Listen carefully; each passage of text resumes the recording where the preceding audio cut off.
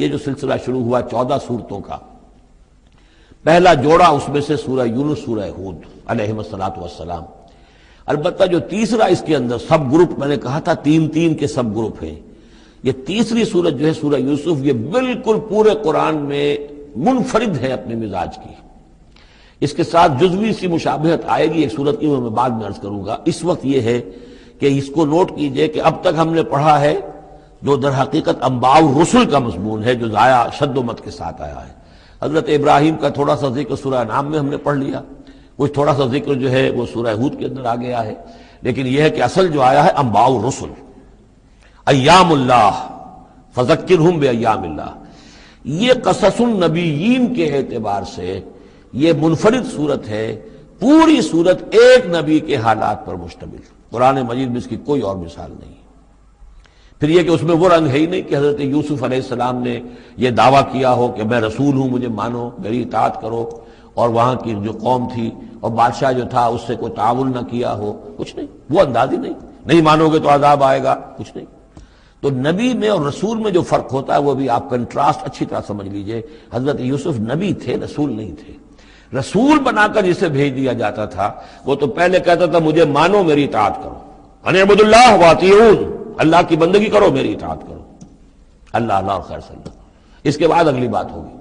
لیکن نبی کا معاملہ یہ نہیں ہوتا۔ نبی جیسے کہ مصلح ہوتے ہیں، نیک لوگ ہوتے ہیں، اولیاء اللہ ہوتے ہیں، خاص اللہ تعالیٰ کے برگزیدہ بندے ہوتے ہیں۔ اب ظاہر بات ہے کہ ایسے بھی ہوتے ہیں جیسے ہماری اس امت کے اندر حضور کے بعد کتنے ہیں اولیاء اللہ پیدا ہوئے ہیں، اونچی شخصیت ہے، کیونکہ وحی کا دروازہ بند ہو چکا ہے، نبی ان میں سے کوئی نہیں ہے۔ لیکن انبیاء بنی اسرائیل جو ہیں وہ گویا کہ اولیاء اللہ ہی تھے زیادہ تر، لیکن ان پر وحی بھی آتی تھی، وہ تسلسل جو ہے وحی کا چل رہا تھا۔ لیکن رسول وہی تھے کہ جنہیں تعین کے ساتھ کسی قوم کی طرف بھیج دیا جائے۔ حضرت یوسف کے جو یہ واقعات یہاں آ رہے ہیں اس تفصیل کے ساتھ، اور پوری صورت نازل ہوئی ہے، اس کا ایک سبب ہے۔ میں نے آپ سے عرض کیا تھا کہ یہ جو آخری دور تھا مکی، آپ کے قیام مکہ کے دور کا، زمانے کا، تو اس میں یہ کہ چیزیں پہنچ چکی تھی مدینے میں بھی خبریں، اور مدینے میں اہل کتاب کے یہود کے کان کھڑے ہو گئے تھے۔ اب انہیں تو امید تھی، منتظر تھے، نبوت تو آخری ظاہر ہونے والی ہے، لیکن سمجھتے تھے ہم میں سے ہوگا۔ یہاں بات بالکل جو ہے وہ تلپٹ ہو رہی ہے، لہذا وہ اب کچھ نہ کچھ شوشے چھوڑتے رہتے تھے اور انہیں کہتے تھے اپنے پیغامات کے ذریعے سے کہ اچھا تمہارے ہاں سنا کسی نے نبوت کا دعویٰ کیا ہے، اچھا تو اس سے یہ سوال پوچھو کہ یہ ابراہیم تو آباد تھے فلسطین میں، یہ جو یہودی بنی اسرائیل ہے یہ مصر میں کیسے پہنچ گئے، جو وہاں سے پھر حضرت موسیٰ ان کو نکال کر لے کر آئے، لیکن کیسے پہنچے، پہنچنے کا سبب کیا تھا، کیا ماجرا تھا؟ یہ اب تاریخ کا ایک سوال تھا جو انہوں نے کر دیا۔ اس کے جواب میں اللہ تعالیٰ نے یہ صورت نازل فرما دی، اور اس قدر خوبصورت انداز میں نازل کی ہے۔ اور میں آپ کو ایک اور بات بھی بتا دوں کہ میرا قرآن مجید کے ساتھ جو معنوی تعارف ہوا ہے پہلی مرتبہ صحیح معنی میں، وہ اسی سورہ یوسف کے حوالے سے ہے، اور سورہ یوسف کی تفہیم القرآن مولانا مودودی کی۔ 1947 میں میں میٹرک کا امتحان دے چکا تھا، ہمارا رزلٹ بھی آ چکا تھا، لیکن یہ کہ اس کے بعد وہ فسادات کیا قتل عام شروع ہوا مسلمانوں کا مشرقی پنجاب میں۔ میں حصار میں تھا، تو حصار اس شہر کا نام تھا، لیکن ہم اس میں محصور بھی ہو گئے۔ تقریباً 1.5 مہینہ ہم نے مورچے بنا لیے اور اپنی حفاظت کرتے رہے۔ اس دوران میں ظاہر بات ہے کرنے کا کوئی اور کام تھا نہیں، وہ تو جو بھی مورچوں پر جن کی ڈیوٹی ہے وہ مورچوں پر کھڑے ہیں، باقی کوئی کام نہیں۔ تو میں اور میرے بڑے بھائی اس زمانے میں پھر ایک مسجد کے اندر بیٹھ کر، جو چونکہ انہوں نے بھی، وہ مجھ سے تو ویسے 6 سال بڑے ہیں، انہوں نے بھی جب میٹرک کیا تھا تو عربی پڑھی تھی، اور میں نے تازہ میٹرک کیا تھا، اور میرے پاس بھی عربی کا مضمون تھا، تو پھر یہ ہم پڑھتے تھے۔ اور ترجمان القرآن جو مولانا مودودی کا رسالہ تھا، اس میں ان دنوں تفہیم القرآن میں یہ سورہ یوسف کی تفسیر شائع ہو رہی تھی، تو ان دنوں ہم مسجد میں بیٹھ کر یہ سورہ یوسف تفہیم القرآن سے، پھر چونکہ مجھے کچھ عربی آتی تھی اور تازہ تھی، اچھی تھی، تو اس میں یہ کہ ہماری گفتگو بھی ہوتی تھی، مذاکرہ کرتے تھے۔ تو اس طریقے سے جو پہلا بیرا، اس سے پہلے بھی بہرحال یہ کہ قرآن ہے، اللہ کا کلام ہے، اللہ کی کتاب ہے، ہمارا اس پر ایمان ہے، کچھ اس کو سمجھنا، کچھ پڑھنا، یہ تو تھا، لیکن جو ایک معنوی ایک ربط قائم ہوا، ذہنی رشتہ، ایک قلبی رشتہ، وہ در حقیقت سورہ یوسف اور سورہ یوسف کی بھی وہ تشریح و تعبیر کے جو مولانا مودودی نے تفہیم القرآن میں کی ہے۔ بسم اللہ الرحمن الرحیم، الف لام را، تلک آیات الکتاب المبین، یہ ایک روشن آیات کی کتاب کی آیات ہیں۔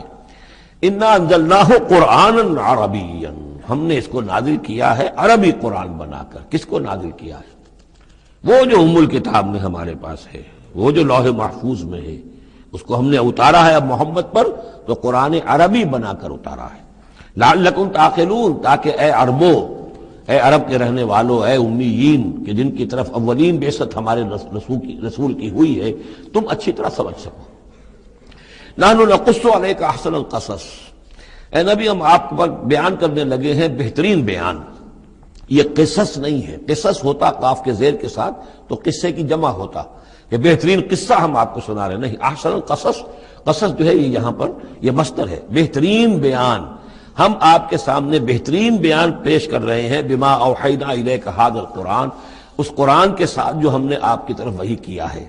وَإِن كُنتَ مِن قَبْلِهِ لَمِنَ الْغَافِلِينَ، اور یقیناً آپ اس سے پہلے، اس قرآن میں اس قصے کے آنے سے پہلے، قرآن میں اس بیان کی آمد سے پہلے، وحی سے پہلے آپ یقیناً بالکل ناواقف تھے، غافل تھے، آپ کو کچھ معلوم نہیں تھا کہ یہ حضرت یوسف کیسے وہاں پہنچے اور بنی اسرائیل کیسے پہنچ گئے۔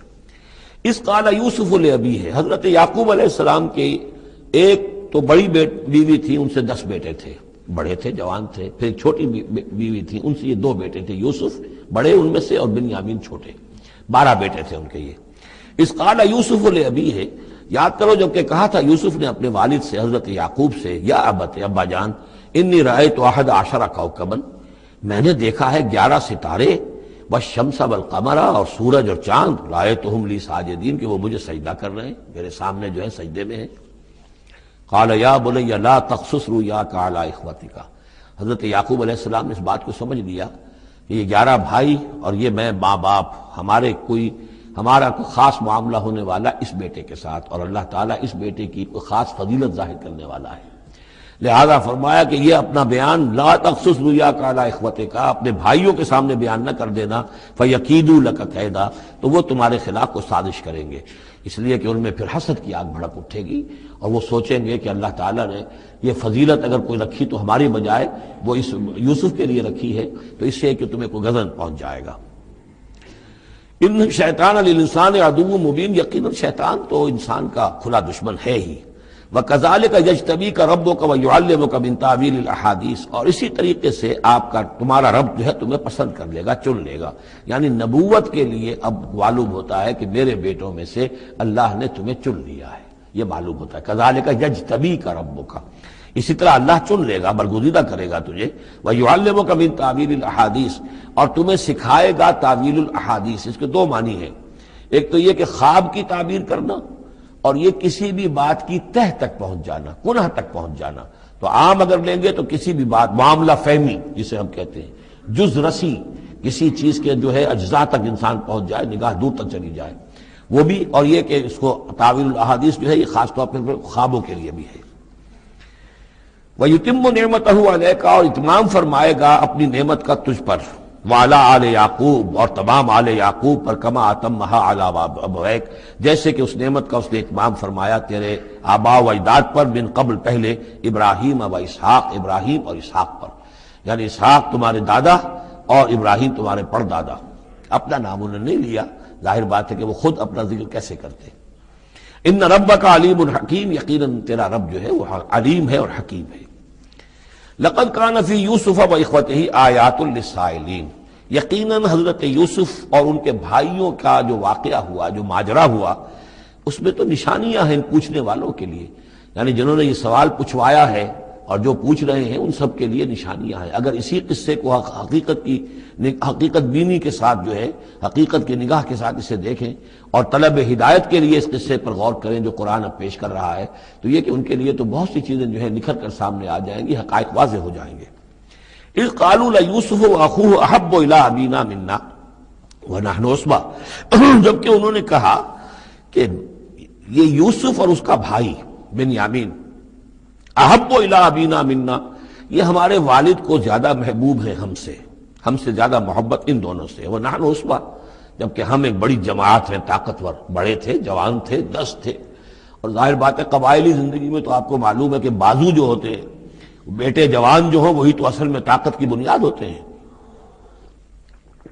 جس کے جتنے بازو ہیں اتنا ہی وہ صاحب عزت ہے۔ تو ہم ہیں 10 جوان اور یہ 2 چھوٹے، محبت ان سے زیادہ ہو رہی ہے۔ انا ابانا لفی ضلال مبین، یقیناً ہمارے ابا جان کچھ بہک سے گئے، معلوم ہوتا ہے کچھ سٹھیا گئے۔ اقتلوا یوسف، قتل کر دو اس یوسف کو، اب اطرحوہ ارضا، یا اسے کہیں دور کسی ملک کے اندر پھینک دو، اسے جلا وطن کر دو، یخلو لکم وجہ ابیکم، تاکہ تمہارے والد کی جو توجہات ہیں، عنایات ہیں، تمہاری طرف ہو جائیں۔ اس کی طرف سے ہٹ کر جو ساری عنایات کا مرکز اور منبع بنا ہوا ہے یوسف، تو یہ جب یہاں نہیں رہے گا، یہ کانٹا نکل جائے گا، تو پھر یہ ہے کہ وہ عنایات جو ہیں حضرت یعقوب کی، وہ ہمارے حصے میں آئیں گی۔ وَتَكُونُوا مِن بَعْدِهِ قَوْمًا صَالِحِينَ، یہ کڑوا گھونٹ تو کر گزرو، پھر بعد میں نیک بن جانا، یعنی دل میں ملامت بھی ہے، ضمیر کہہ رہا کیا کرنے لگے ہو، کیا سوچ رہے ہو، ایک اپنے بھائی کو قتل کرنا چاہتے ہو۔ لیکن یہ کہ پھر یہ کہ انسان جو ہے اپنے آپ کو جب کوئی نفس سے، جیسے کہ ہم سورہ مائدہ میں پڑھا ہے فَطَوَّعَتْ لَهُ نَفْسُهُ قَتْلَ أَخِيهِ، قابیل کے نفس نے اسے آمادہ کر ہی لیا اپنے بھائی کے قتل کرنے پر۔ تو اب ان لوگوں کا بھی جو ہے ضمیر ملامت جب کر رہا تھا، تو ان کا ٹھیک ہے بھائی یہ تو کر گزرے ہیں اب، لیکن اس کے بعد نیک ہو جائیں گے، توبہ کر لیں گے، پھر کفارہ بھی ادا کر دیں گے، پھر جس طرح بھی ہوگا تلافی بھی کر دیں گے اپنے اس جرم کی۔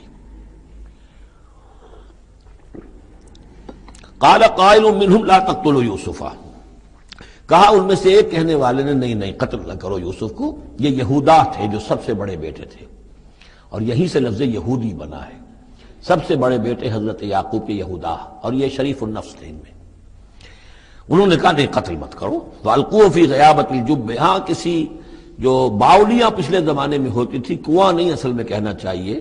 باولیاں آپ کو پتہ نہیں، بہت سے لوگ جانتے نہیں ہوں گے، وہ ایک بہت گہرا سا جو ہے وہ کھودتے تھے تاکہ پانی تک پہنچ جائے، اور پھر جہاں پانی کی سطح ہوتی تھی اس کے آس پاس تاکچے بنے ہوتے تھے، تو ان تاکچوں میں سے غیابت الجب، ان میں سے کسی میں اس کو ڈال ڈاؤ، تاکہ پھر کوئی رسی نیچے پھینکے گا اور کوئی قافلہ آئے گا، اس کا کوئی پانی لینے والا آئے گا، یہ اس رسی کو پکڑ کر اوپر چلا جائے گا، وہ قافلہ اپنے ساتھ لے جائے گا جہاں جا رہا ہوگا، تو ہماری جان چھوٹے گی، تو ہم قتل کے مجرم نہیں ہوں گے۔ وَأَلْقُوهُ فِي غِيَابَةِ الْجُبِّ يَلْتَقِطْهُ بَعْضُ السَّيَّارَةِ، لے جائے گا اس کو، کوئی اٹھا لے جائے گا، کوئی قافلہ۔ ان کنتم فاعلین، اگر تم کرنے ہی والے ہو، یعنی اگر تم تل گئے ہو، اب ظاہر بات ہے کہ باقی 9 بھائی اگر تلے ہوئے تھے تو بڑے بھائی کی کچھ بس نہیں گئی، اس نے کہا اچھا کم سے کم یہ کرو، قتل تو نہ کرو، اس کو کسی کنویں کی کسی باولی کے تاخچے کے اندر رکھاؤ۔ قالوا یا ابانا ما لک لا تمنا علی یوسف وانا لہ لناصحون، اب انہوں نے کہا کہ ابا جان کیا وجہ ہے کہ آپ ہم پر بھروسہ نہیں کرتے یوسف کے معاملے میں، کبھی ہم پر اعتماد نہیں کرتے، ہمارے پاس اکیلا نہیں چھوڑتے، اسے کیا مسئلہ ہے؟ وَإِنَّا لَهُ لَنَاصِحُونَ، ہم تو اس کے بڑے خیرخواہ ہیں۔ ارسلہ معنا غدن، کل ذرا ہمارے ساتھ بھیجیے، ہم جا رہے ہیں، شکار کے لیے جا رہے ہیں، تو غدن بھیج دیجئے، یرتع یلعب، وہ بھی چرے چگے گا، کھائے پیے گا، درختوں کے اوپر چڑھے گا، کھیلے گا، کودے گا، اور کوئی پھل ول کھائے گا، یرتع جیسے چڑھنا چگنا، ویلعب اور کھیلے گا، وَإِنَّا لَهُ لَحَافِظُونَ، ہم اس کی حفاظت کرنے والے ہیں۔ قَالَ إِنِّي لَيَحْزُنُنِي، حضرت یعقوب نے فرمایا مجھے اس کا بڑا اندیشہ ہے، تشویش ہے، ان تذهبوا به، کہ تم اسے لے جاؤ، وَأَخَافُ أَن يَأْكُلَهُ الذِّئْبُ، اور مجھے اندیشہ یہ ہے کہ کہیں اس سے بھیڑیا نہ کھا جائے، وَأَنتُمْ عَنْهُ غَافِلُونَ، اور تم اس سے غافل ہو، کہیں تم تو اپنے دندوں میں لگ جاؤ، منہمک ہو جاؤ، وہ کہیں اکیلا رہ جائے، کوئی بھیڑیا آ کر اسے کھا جائے۔ قَالُوا لَئِن أَكَلَهُ الذِّئْبُ وَنَحْنُ عُصْبَةٌ إِنَّا إِذًا لَخَاسِرُونَ، ابا جان کیا بات کر رہے ہیں، اگر انہیں اسے بھیڑیا کھا جائے جبکہ ہم ایک جوان گروہ ہیں، ہم 10 آدمی ہیں، ہماری پوری ٹیم ہے، جماعت ہے، تو پھر تو ہم تو بڑے نکمے لوگ ہوئے، بڑے خسارے والے لوگ ہوئے۔ فَلَمَّا ذَهَبُوا بِهِ وَأَجْمَعُوا، اور جب پھر وہ اس کو لے گئے اور پھر اب وہ متفق ہو گئے، اجمعو کے بعد علا کا صلہ جو ہے یہاں پر محذوف ہے، علا ان یجعلوہ فی غیابۃ الجب، انہوں نے اپنی یہ بات اب پوری جمع کر لی، اپنا پوری رائے ایک کر کے، ایک کر کے، اور وہ یہ کہ اب اسے غیابۃ الجب کے اندر رکھنے چلے۔ وَأَوْحَيْنَا إِلَيْهِ، ہم نے اس وقت وحی کی یوسف کو، لَتُنَبِّئَنَّهُمْ، اب اس کو ہم الہام کہیں گے، ابھی ظاہر بات ہے کہ وہ نبوت کی عمر نہیں ہے۔ وَأَوْحَيْنَا إِلَيْهِ لَتُنَبِّئَنَّهُمْ بِأَمْرِهِمْ هَٰذَا، تم یہ بات ان کو جتلاؤ گے، ایک دن آئے گا کہ تم جتلا دو گے اپنے بھائیوں کے تم نے میرے ساتھ کیا تھا۔ اب اس میں جو بلاغت ہے اس کی کیا معنی ہے؟ تم ہلاک نہیں ہوگے، تمہارا بال بیکا نہیں ہوگا، تمہاری ہم حفاظت کریں گے، ایک وقت آئے گا کہ یہ تمہارے پاس آئیں گے اور پھر تم انہیں جتلاؤ گے۔ تو گویا کہ پوری داستان جو ہے ایک ان کی حوصلہ افزائی کے لیے وہ سارا ایک لفظ کے اندر ہے، لَتُنَبِّئَنَّهُمْ بِأَمْرِهِمْ هَٰذَا وَهُمْ لَا يَشْعُرُونَ، اور اس وقت انہیں اندازہ بھی نہیں ہوگا کہ کون ان سے بات کر رہا ہے۔ وجاؤ اباہم عشاء یبکون، شام کو وہ آ گئے روتے ہوئے اپنے ابا جان کے پاس، حضرت یعقوب کے پاس. قالوا یا ابانا انا ذهبنا نستبق، انہوں نے کہا ابا جان ہم گئے تھے ذرا دوڑ لگا رہے تھے، مقابلہ کر رہے تھے دوڑنے کا. وترکنا یوسف عند متاعنا، اور ہمارا جو سامان وامان تھا، کوئی کپڑے وپڑے ہم نے رکھے تھے اضافی اتار کر دوڑنا جو تھا، تو وہاں ہم نے یوسف کو چھوڑ دیا تھا.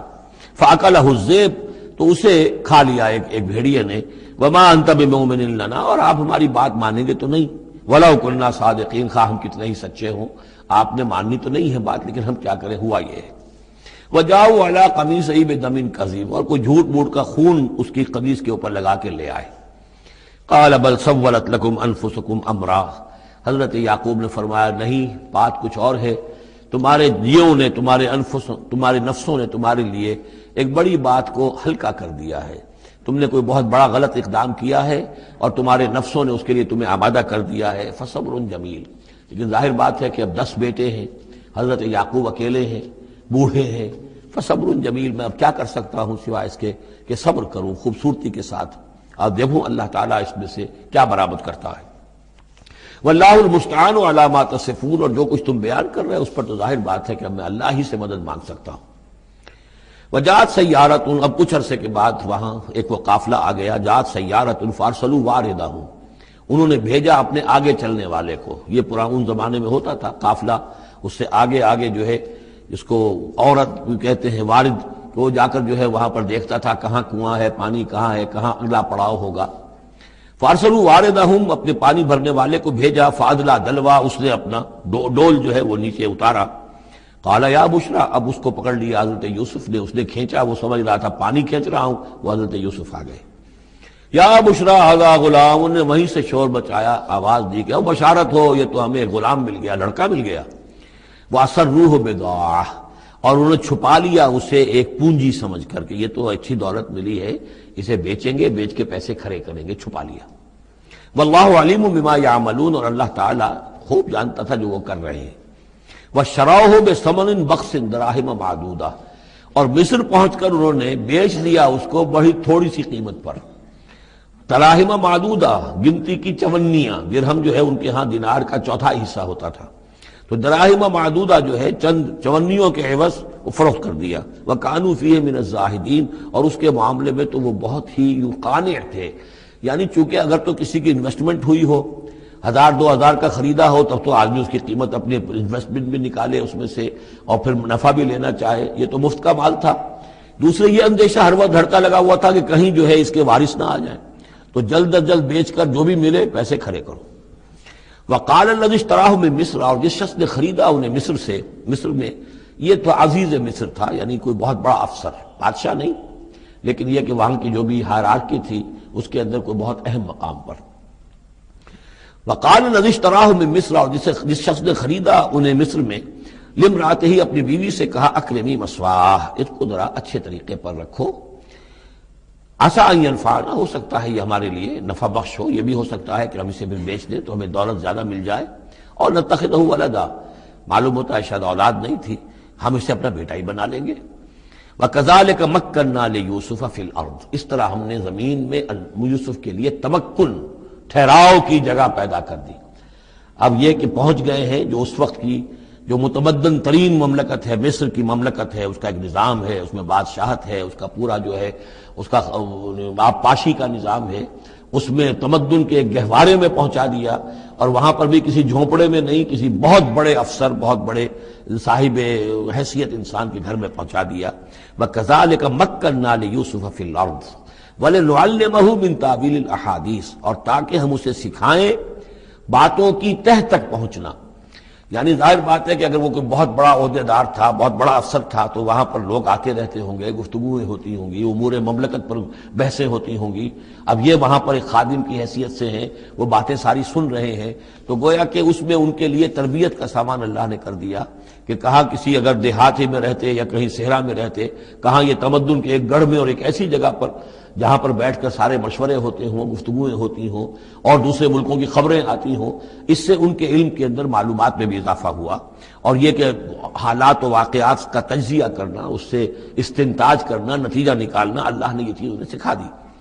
واللہ غالب علی امرہ، اللہ تعالیٰ تو اپنے معاملے پر، اپنے حکم پر، اپنے فیصلے پر غالب ہے، ولکن اکثر الناس لا یعلمون، لیکن اکثر لوگ جانتے نہیں۔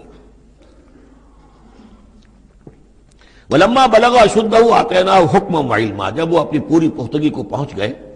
تو ہم نے انہیں حکم اور علم دونوں دیے، اس سے مراد نبوت ہے، حکمت بھی دی، علم بھی دیا۔ وَكَذَلِكَ نَجْزِي الْمُحْسِنِينَ، اسی طریقے سے ہم محسنین کو بدلہ دیتے ہیں، اچھا بدلہ دیتے ہیں۔ وَرَاوَدَتْهُ الَّتِي هُوَ فِي بَيْتِهَا،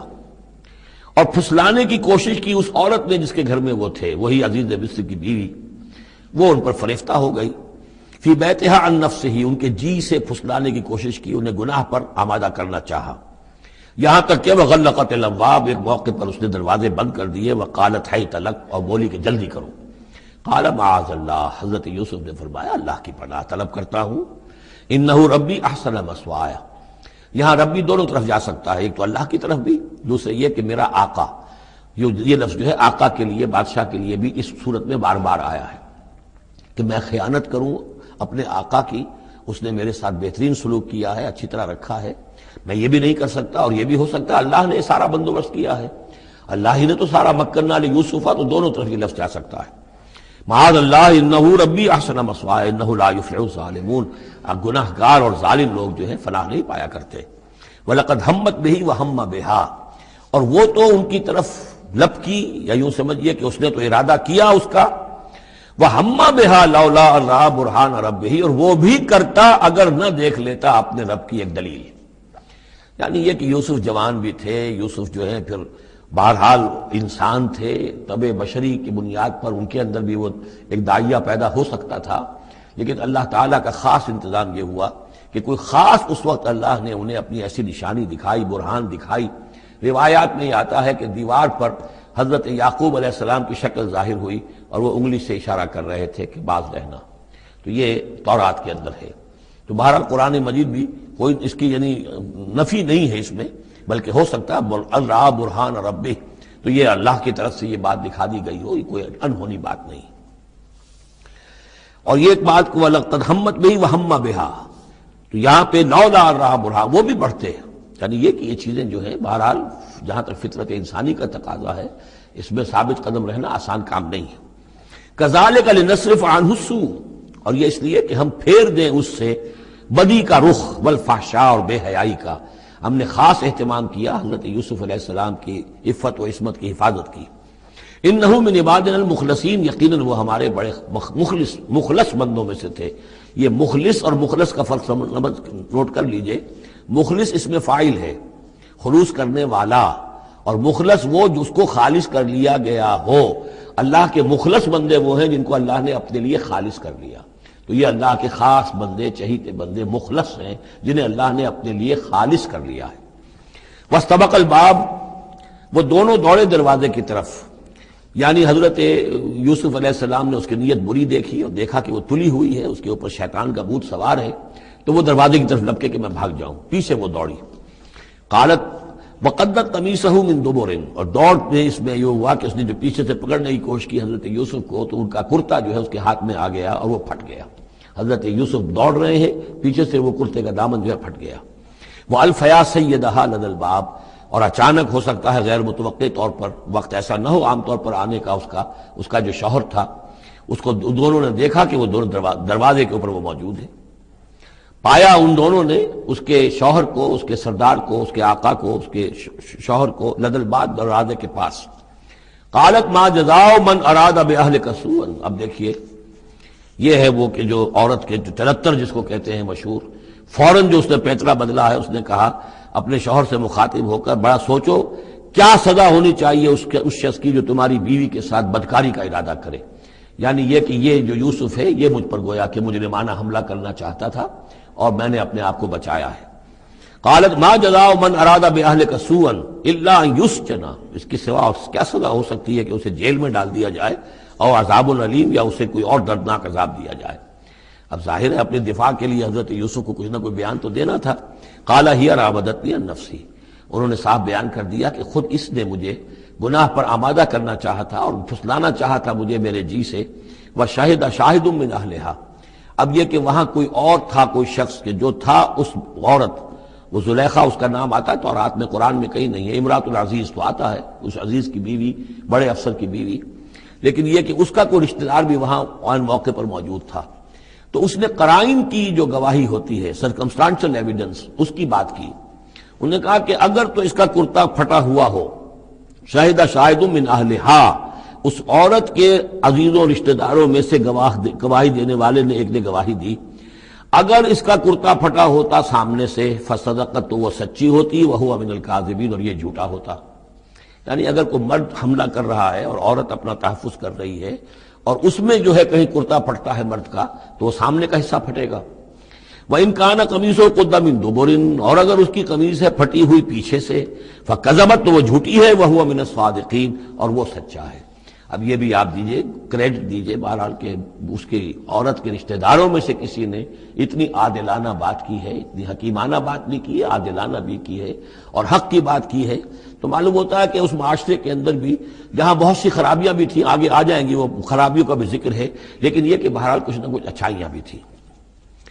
فلما رأى قميصه قد من دبر، جب اس نے دیکھا کہ قمیص تو پھٹی ہوئی ہے پیچھے سے، قال انه من کیدکن، تو اس نے کہا اس عزیز مصر نے اپنی بیوی سے کہ یہ تمہاری ہی چالوں میں سے ہے، فریب میں سے ہے، ان کیدکن عظیم، تم عورتوں کی چالیں جو ہیں اور تمہاری عورتوں کے جو فریب ہیں وہ بہت بڑے ہیں۔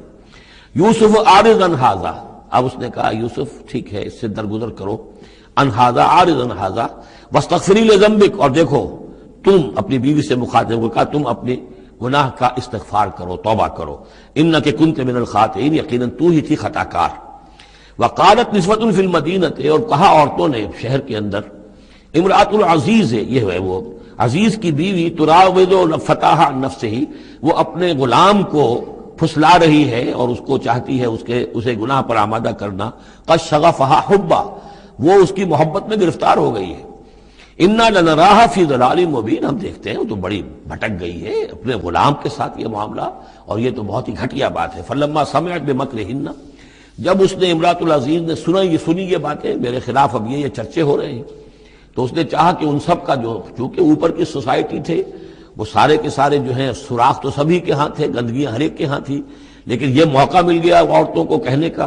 اسے معلوم تھا خود ان کے اپنے کردار کیسے کچھ ہیں، لیکن اس نے چاہا کہ اس کا بھانڈا جو ہے چوراہے کے اندر ان کے کردار کا بھی پھوڑ دیا جائے۔ ارسلت الیہن، تو ان سب کو بلوایا ایک دعوت میں، وآتت لہن متکئا، اور اہتمام کیا ایک مجلس کا، ایک ڈنر کا، اور اس میں یہ کہ سب جو متکئا جو سہارا لے کر بیٹھے ہوئے ہیں، وآتت کل واحدۃ منہن، اور ہر عورت کو اس نے ایک چھری اس کے سامنے رکھی، سکینن، ایک چھری، جب کوئی پھل وغیرہ ہوں گے اس کے ساتھ چھری بھی سب کو دی گئی ہے۔ وقالت اخرج علیہن، اور کہا کہ اے یوسف ذرا نکلو ان کے سامنے، برآمد ہو، ان کے سامنے آ جاؤ۔ فلما رأینہ، تو جب ان سب نے اس کو دیکھا، اکبرنہ، تو ششدر رہ گئیں، وقطعن ایدیہن، اور ان سب نے اپنے ہاتھ کاٹ لیے۔ اس میں ایک کا تو کسی کا غلطی سے ہاتھ کٹ گیا ہوگا، چوک گئی ہوگی، دیکھ کر ایک دم جو چونکی کہ یہ اس قدر حسین و جمیل، یہ تو انسان نہیں معلوم ہوتا یہ کون ہے، تو اس کا ہاتھ کٹا۔ اس کی طرف حضرت یوسف متوجہ ہوئے ہوں گے، خون اس کے کچھ نہ آخر ماں خادم کی حیثیت سے تھے کہ اس کے کوئی مرہم پٹی کریں، تو ہر ایک نے یہ چاہا کہ یہ التفات اس کا میری طرف بھی ہو، تو سب نے اپنی انگلیاں کاٹی۔ قطعنا، اب یہاں پر یہ غلطی سے بات نہیں ہو سکتی، اس لیے کہ یہ قطع یقطع تقطیعا باب تفعیل ہے، اس تفعیل کے اندر تو اہتمام اور پوری طریقے سے کوئی ارادہ کر کے کسی کام کو کیا جاتا ہے۔ اپنے ہاتھ کاٹ لیے۔ وَقُلْنَا حَاشَا لِلَّهِ مَا هَذَا بَشَرًا، ان کہا کہ حاشا للہ، یہ شخص یہ تو آدمی نہیں ہے، ان هَذَا إِلَّا مَلَكٌ کریم، یہ تو معلوم ہوتا ہے کہ کوئی بہت ہی بزرگ فرشتہ ہے۔ قالت فَذَلِكُنَّ الَّذِي لُمْتُنَّنِي فِيهِ، تو اس نے کہا یہ ہے وہ جس کے بارے میں تم مجھے ملامت کر رہی تھی اور مجھ پر جو ہے تم تان کر رہی تھی۔ وَلَقَدْ رَاوَدتُّهُ عَن نَفْسِهِ، اور میں نے اسے یقیناً پھسلانا چاہا، گناہ پر آمادہ کرنا چاہا، فَاسْتَعْصَمَ، لیکن وہ جمع رہا، وہ قائم رہا، وہ مستقیم رہا، اس نے اپنے عفت اور عزت کی حفاظت کی۔ وَلَئِن لَمْ يَفْعَلْ مَا آمُرُهُ، اور اگر اس نے نہ کیا وہ جو میں اسے حکم دے رہی ہوں، لَيُسْجَنَنَّ، تو وہ لازماً قید میں پڑے گا، وَلَيَكُونَ مِنَ الصَّاغِرِينَ، اور یہ کہ بہت ہی چھوٹا ذلیل و خوار ہو کر رہے گا۔ اس سے آپ اندازہ کر لیجئے کہ اس اونچی سوسائٹی کا اخلاقی طور پر اس وقت کیا حال ہو چکا تھا، کس دھڑلے سے یہ کہہ رہی ہے، اور ان کی تمام بیگمات کا بھی جو مسئلہ تھا وہ بھی سامنے آ چکا، اور اس میں ظاہر بات ہے کہ اسی دھڑلے کے ساتھ اس کا اعلان کرنا اپنے گناہ کا، کوئی اس میں حجاب محسوس نہیں کر رہی۔ قال رب السجن احب الی مما یدعوننی الیہ، حضرت یوسف نے دعا کی پروردگار مجھے قید زیادہ پسند ہے اس چیز سے جس کی طرف یہ مجھے بلا رہی ہیں، وَإِلَّا تَصْرِفْ عَنِّي كَيْدَهُنَّ، اور اگر اے پروردگار تو نے مجھ سے دور نہ کر دیا ان کی چالوں کو، ان کی فریبوں کو، أَصْبُ إِلَيْهِنَّ، ہو سکتا ہے میں بھی ان کی طرف مائل ہو جاؤں، وَأَكُن مِّنَ الْجَاهِلِينَ، اور میں جاہلوں میں سے ہو جاؤں، فَاسْتَجَابَ لَهُ رَبُّهُ، تو اللہ تعالیٰ نے اس کے رب نے اس کی دعا کو قبول کیا، فَصَرَفَ عَنْهُ كَيْدَهُنَّ، اور ان سب کی عورتوں کی جو چالیں تھیں ان سے ان کو بچا لیا، انہ هو السمیع العلیم، یقیناً وہی ہے سننے والا اور جاننے والا، ثم بدا لهم من بعد ما رأوا الآیات، پھر یہ بات ان پر واضح ہو گئی، منکشف ہو گئی جب یہ ساری نشانیاں دیکھ لیں، لَيَسْجُنُنَّهُ حَتَّىٰ حِينٍ، کہ عافیت اسی میں ہے کہ کچھ عرصے کے لیے اسے جیل میں ڈال دیا جائے۔ پبلک سیفٹی کا معاملہ یہی ہے، مصلحت عامہ کا تقاضا یہی ہے، ہم اپنی عورتوں کو تو سنبھال کے نہیں رکھ سکتے لیکن پبلک سیفٹی کے لیے اس کو جیل میں ڈال دینا چاہیے۔ وَدَخَلَ مَعَهُ السِّجْنَ فَتَيَانِ قَالَ أَحَدُهُمَا إِنِّي أَرَانِي أَعْصِرُ خَمْرًا وَقَالَ الْآخَرُ إِنِّي أَرَانِي أَحْمِلُ فَوْقَ رَأْسِي خُبْزًا تَأْكُلُ مِنْهُ الطَّيْرُ مِنْهُ نَبِّئْنَا بِتَأْوِيلِهِ اِنَّا نَرَاكَ مِنَ الْمُحْسِنِينَ صدق اللہ العظیم۔ اور داخل ہوئے ان کے ساتھ جیل میں دو جوان۔ جب انہیں جیل میں بھیجا گیا حضرت یوسف علیہ السلام کو، تو اتفاقاً اسی موقع پر دو اور قیدی بھی لا کر داخل کیے گئے۔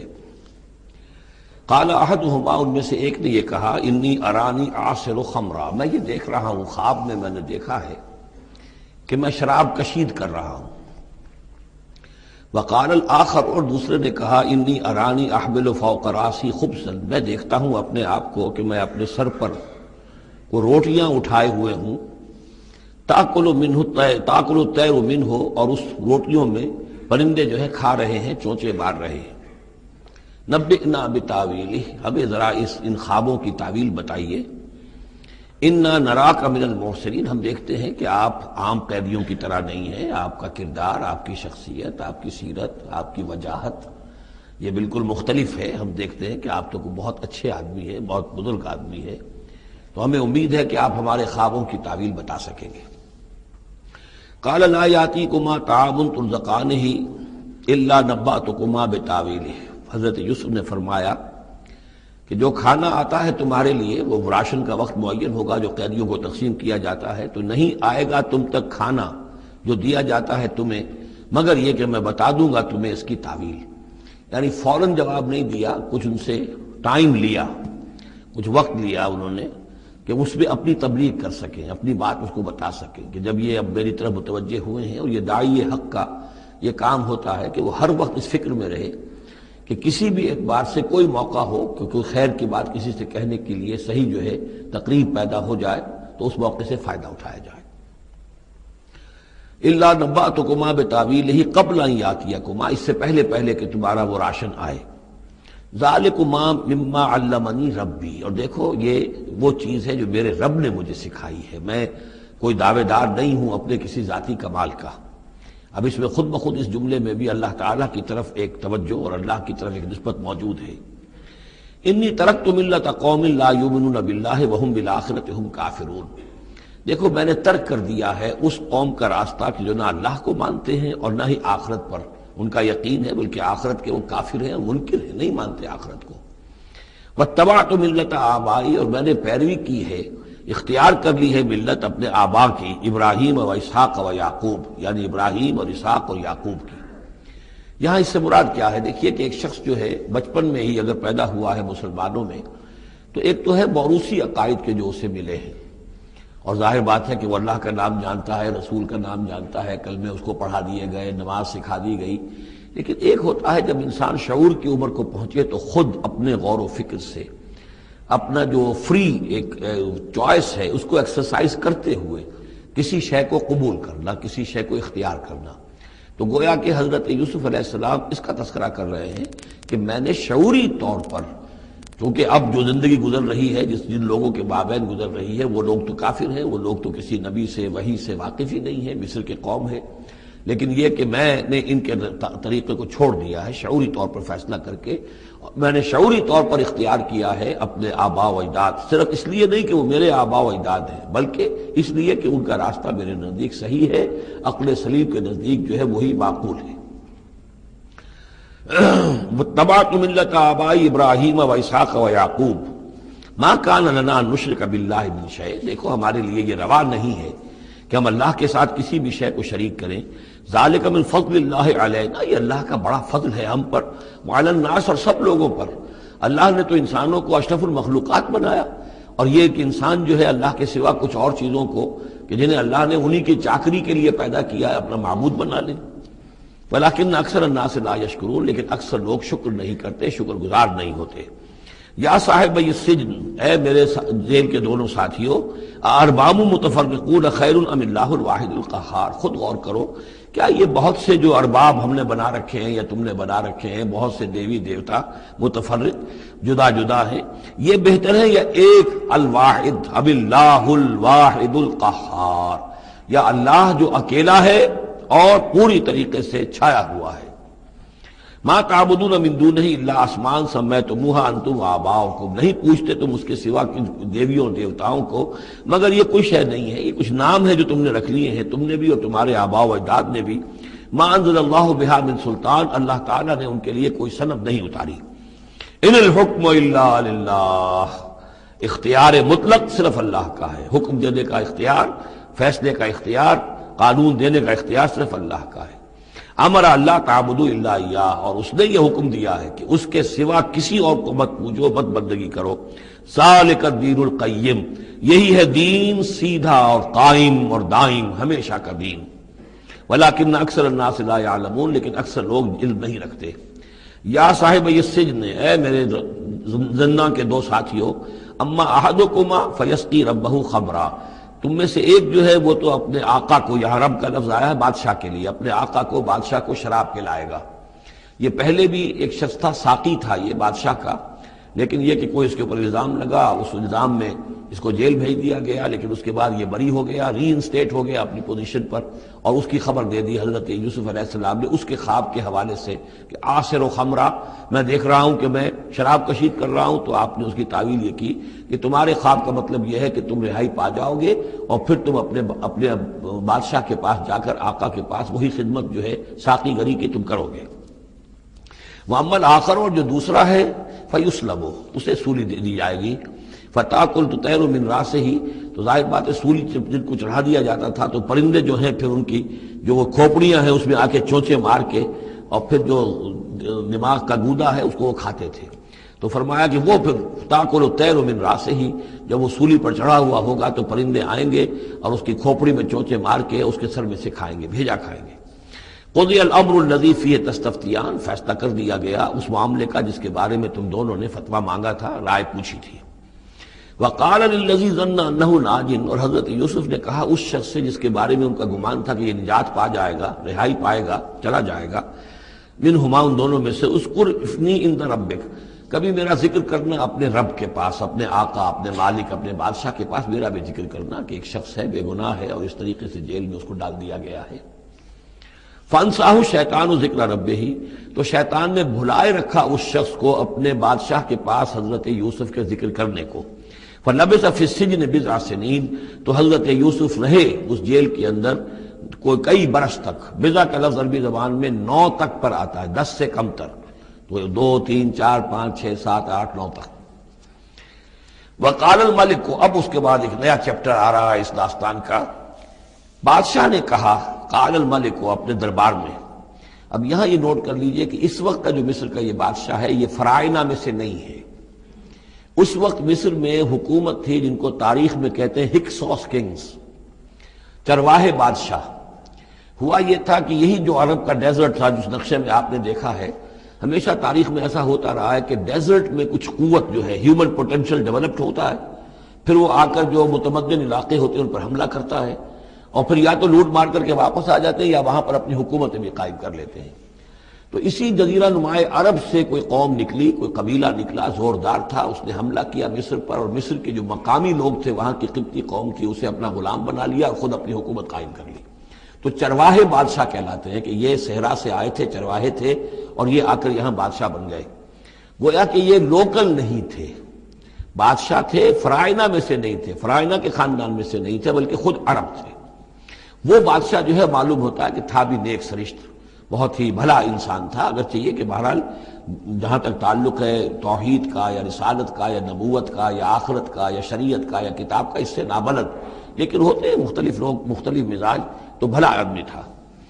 قال الملک کو اس بادشاہ نے کہا انی ارا سبع بقرات، میں اپنے خواب میں نے دیکھا ہے کہ 7 گائیں ہیں، سمان خوب موٹی تازہ، یاکلہن سبع عجاف، انہیں ہڑپ کر رہی ہیں 7 گائیں جو دبلی ہیں، 7 گائیں دبلی ہیں اور وہ ہڑپ کر رہی ہیں 7 موٹی تازہ گائیں کو۔ یاکلہن سبع عجاف وسبع سنبلات خضر، اور میں دیکھتا ہوں کہ 7 بالیاں، بالیں ہیں ہری، سٹے ہیں ہرے اناج کے، وَأُخَرُ یابسات، اور 7 ہیں کہ جو سوکھے ہیں۔ یا ایھا الملأ افتونی فی رؤیایا،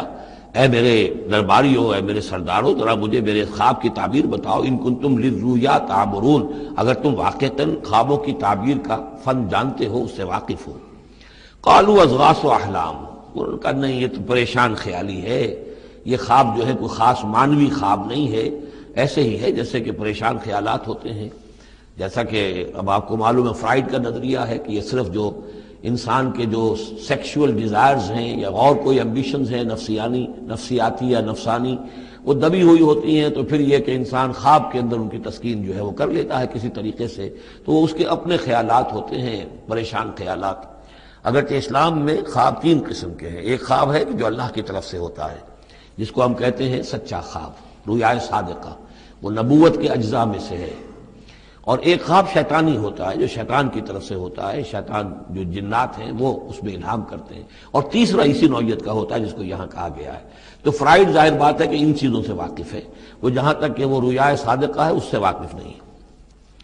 قالوا اضغاث احلام وما نحن بتاویل الاحلام بعالمین، ہم ایسے خوابوں کی تعبیر ہمیں نہیں آتی ہے، وہ باقاعدہ کوئی خواب ہو تو اس کی تعبیر ہم بتائیں۔ وقال الذی نجا منہما، اب اس شخص نے، وہ جو وہاں پر پھر ساقی گری کر رہا تھا، اسے اچانک حضرت یوسف یاد آ گئے۔ وقال الذی نجا منہما، اور کہا اس شخص نے جو ان دونوں قیدیوں میں سے نجات پا گیا تھا، بری ہو گیا تھا، رہا ہو گیا تھا، وذکر بعد امۃ، اور اس طویل عرصے کے بعد اسے اچانک یاد آ گیا، انا انبئکم بتاویلہ فارسلون، میں بتا دوں گا اس خواب کی تعویل آپ لوگوں کو، ذرا مجھے جانے دو، مجھے اجازت دیجئے کہ میں جاؤں اور جیل میں جا کر وہاں ایک شخص ہے اس سے مل کر اس خواب کی تعبیر معلوم کر لوں۔ یوسف ایھا الصدیق، اب وہ پہنچ گیا حضرت یوسف کی خدمت میں، یوسف اے صدیق، اے سچے، افتنا فی 7 بقرات سمان یاکلہن 7 عجاف، ذرا ہمیں بتائیے، تعویل بتائیے، حکم بتائیے اس کا کہ 7 گائیں ہیں بڑی دبلی اور وہ کھا گئیں، ہڑپ کر رہی ہیں 7 ان کو کہ جو موٹی ہیں، وسبع سنبلات، اور 7 بالی ہیں جو ہری ہیں، خضر واخر یابسات، اور 7 جو ہیں وہ بہت خشک ہیں، سوکھی ہیں، لعلی ارجع الی الناس، تاکہ میں لوگوں تک واپس جاؤں، لعلہم یعلمون، تاکہ انہیں معلوم ہو جائے کہ یہ خواب جو بادشاہ کا ہے اس کی تعبیر کیا ہے۔ قال تزرعون 7 سنین دأبا، حضرت موسیٰ نے اس خواب کی تعبیر بتائی کہ تم 7 سال تک خوب زراعت کرو گے، ڈٹ کر، دب کر۔ یہ دعبا جو ہے جم کر، جو پنجابی میں کہتے ہیں یہ دب کے واہ تے رج کے کھا، تو یہ معلوم ہوتا ہے شاید کوئی نہ کوئی رب کا تعلق اس کا داب کے ساتھ ہے۔ تزرعون 7 سنین دأبا، تم 7 سال تو خوب جو ہے وہ ڈٹ کر اور محنت سے اور خوب جم کر کھیتی کرو گے۔ فما حصدتم، اب نہ صرف یہ کہ تعبیر بتا رہے ہیں، تدبیر بھی بتا رہے ہیں، تو دیکھو جو بھی تم کاٹو، جو فصل ملے، فضروہ فی سنبلہ، تو اسے اس کی بالیوں ہی میں، سٹوں ہی میں رہنے دینا، سارا اناج نکال نہ لینا، الا قلیلا مما تاکلون، سوائے تھوڑا تھوڑا کر کے کہ جو تمہاری ضرورت ہو کھانے کی۔ اس لیے کہ آج یہ معلوم ہے کہ بہترین پریزرویٹو جو ہے یہ سٹوں میں اگر نہ چھوڑ دیا جائے، ان کو اگر نہ نکالا جائے تو پھر ان کے لیے کسی اور ایڈیشنل پریزرویٹو کی ضرورت نہیں ہے، یہ محفوظ رہتے ہیں، ان کو جو ہے وہ انسیکٹس وغیرہ ختم نہیں کر سکتے۔ تو وہ تدبیر بھی بتا دی کہ اس کو ابھی سارے کے سارے کے اناج کو گاہ نہ لینا، بلکہ یہ کہ انہی بالیوں کے اندر، انہی سٹوں کے اندر ان کو رہنے دینا، الا قلیلا مما تاکلون، جو بھی تم کھاتے جاؤ اس میں سے جو ضرورت کے مطابق۔ ثم یاتی من بعد ذلک صبر شداد، پھر اس کے بعد 7 سال آئیں گے بہت سختی کے، یعنی بارش نہیں ہوگی، شدید قحط پڑے گا۔ یا کلنا، وہ 7 سال کھا جائیں گے، ما قدمتم لہن، جو کچھ بھی تم نے بچا کے رکھا ہوگا ان کے لیے۔ یعنی تعبیر بھی تدبیر بھی سب کچھ بتا دی گئی۔ تعبیر تو یہ کہ 7 سال تک خوشحالی ہوگی، اچھی فصل ہوگی، اور 7 سال اس کے بعد قحط کے آنے والے ہیں۔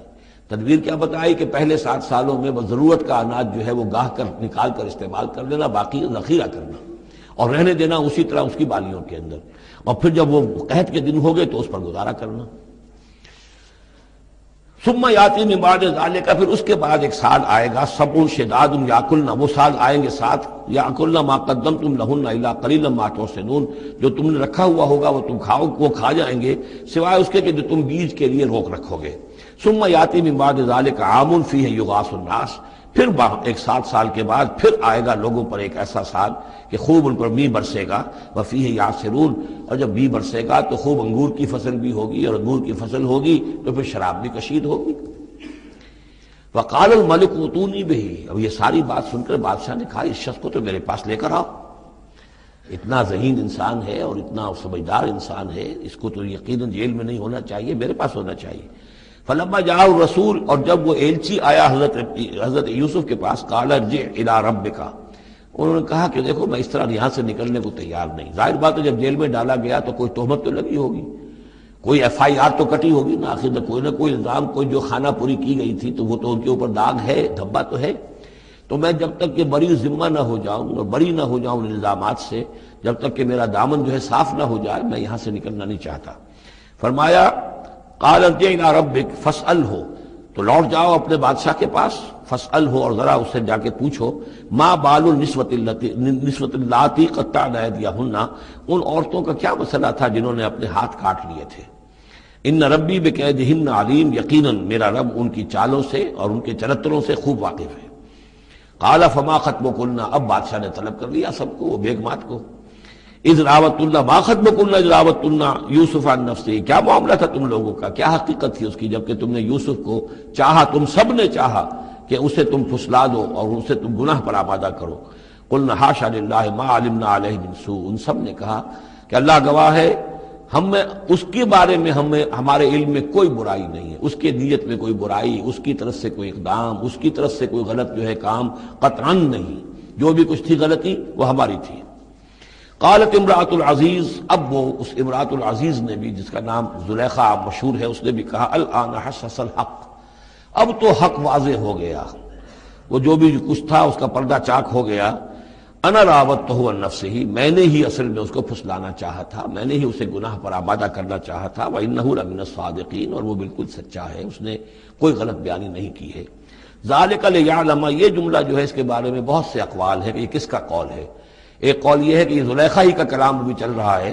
یہ اس لیے کہ وہ اس کو معلوم ہو جائے، یعنی حضرت یوسف علیہ السلام کو، انی لم اخنہ بالغیب، کیونکہ حضرت یوسف اس وقت وہاں موجود نہیں تھے، ان کی غیر موجودگی میں اس نے اپنے گناہ کا اقرار کیا ہے کہ میں نے اس کے ساتھ خیانت نہیں کی ہے۔ اب بھی ہو سکتا تھا کہ وہ پھر کوئی بکواس کرتی اور غلط بات کہتی، لیکن نہیں، لم اخنہ بالغیب، تاکہ یوسف کے علم میں یہ بات آ جائے کہ میں نے یہاں اس کی غیر موجودگی میں کوئی خیانت نہیں کی ہے۔ وَأَنَّ اللَّهَ لَا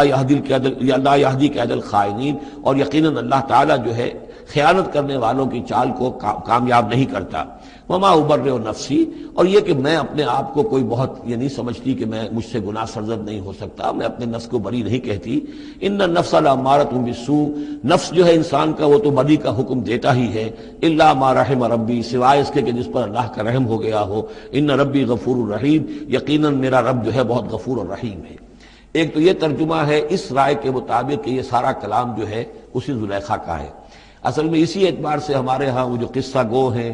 یوسف زلیخا کے قصے ہیں، ان میں تو پھر مائی زلیخا کو بہت ولی اللہ بنا دیا گیا ہے، اور کوئی ایسی بات بھی نہیں ہو سکتا ہے کہ اس پورے دوران میں وہ عشق مجازی جو ہے اس کا وہ عشق حقیقی میں تبدیل ہو چکا ہو اور حقیقتاً ہدایت پر آ گئی ہو، اور جیسا اگر یہ کلام اسی کا ہے جیسے کہ بہت سے لوگ جو ہے مانتے ہیں ہمارے مفسرین میں سے، اسی کا کلام ہے۔ اب وہ اللہ کا ذکر جس طرح کر رہی ہے، میں نے اب جو ہے اس پر صحیح بات کہہ دی ہے، اللہ خائنوں کی بات کو راہیاب نہیں کرتا، اور میں اپنے نفس کو بری نہیں کہتی، یقیناً نفس جو ہے وہ تو انسان کو بدی کا حکم دیتا ہی ہے، الا ما رحم ربی۔ ایک رائے یہ ہے کہ اس کا قول تو ختم ہو گیا، انا راودتہ عن نفسہ وانہ لمن الصادقین، اس کے بعد یہ قول حضرت یوسف کا ہے کہ میں نے یہ کیوں چاہا، میں نے یہ چاہا کہ میری صفائی ہو جائے اور یہ سارا معاملہ کھل جائے. میں یہ نہیں چاہتا تھا کسی اور کی بے عزتی ہو، کسی اور کی عزت کے پردے چاک ہوں، لیکن یہ ضرور میں چاہتا تھا کہ وہ عزیز مصر یہ جان لیتا کہ میں نے کوئی خیانت نہیں کی ہے اس کے معاملے کے اندر، اور اس کے گھر میں اور اس کی عزت پر یا کسی اور کی عزت پر میں نے کبھی کوئی بری نگاہ نہیں ڈالی ہے، اور اللہ تعالیٰ خائنوں کو راہیاب نہیں کرتا. باقی میں خود بھی، چاہے اللہ انسان نبی بھی ہو، لیکن یہ کہ نفس جو ہے، جیسا کہ حضور فرماتے ہیں کہ اوصیکم و نفسی بتقوی اللہ، میں تم لوگوں کو بھی حکم دیتا ہوں کہ اللہ کا تقوی اختیار کرو، اپنے نفس کو بھی حکم دیتا ہوں. تو حضرت یوسف کا بھی یہ قول ہو سکتا ہے کہ میں بھی اپنے نفس کو بڑی نہیں سمجھتا، میں یہ نہیں سمجھتا، ہو سکتا ہے اللہ تعالیٰ کی طرف سے خصوصی حفاظت میری نہ ہوتی تو میں کسی غلط حرکت میں مبتلا ہو ہی جاتا. وما ابرئ نفسی ان النفس لامارۃ بالسوء، نفس تو یقیناً حکم دینے والا ہے بدی کا، الا ما رحم ربی، سوائے اس کے جو اللہ فیصلہ کر دے اور رحم فرمائے. ان ربی غفور رحیم. وقال الملک اتونی بہ، اب بادشاہ نے فیصلہ کن انداز میں کہا ٹھیک ہے، اس کو لے آؤ میرے پاس. استخلصہ لنفسی، اسے تو میں اپنا خاص مصاحب بنا لوں گا. بادشاہوں کے مصاحبین خصوصی ہوتے تھے جو بہت وقت ان کے ساتھ گزارتے تھے، ان کے ساتھ ہی قریب رہتے ہوں. فلما کلمہ، تو اب جب حضرت یوسف آ گئے دربار میں اور بادشاہ نے بات کی ان سے، قال انک اليوم لدینا مکین امین، تو بادشاہ نے کہا کہ آج کے دن سے آپ ہمارے پاس جو ہوں گے بڑی عزت والے اور معتبر انسان ہوں گے. اب آپ کی حیثیت جو ہے بہت اونچی ہوگی اس معاشرے کے اندر، ہمارے بڑے درباریوں میں آپ کا شمار ہوگا. قال اجعلنی علی خزائن الارض، ادھر حضرت یوسف کو یہ خیال تھا کہ بہت بڑی جو ہے مصیبت اس قوم کے اوپر آنے والی ہے، تو اس کے لیے انہوں نے فوری طور پر جو مطالبہ کیا وہ یہ تھا کہ مجھے زمین کے خزانوں پر مقرر کر دو. یعنی یہ کہ زراعت کا وزیر بنا دو یا چیف سیکرٹری بنا دو یا وزیر خزانہ بنا دو، کہ معیشت پوری میرے کنٹرول میں ہو.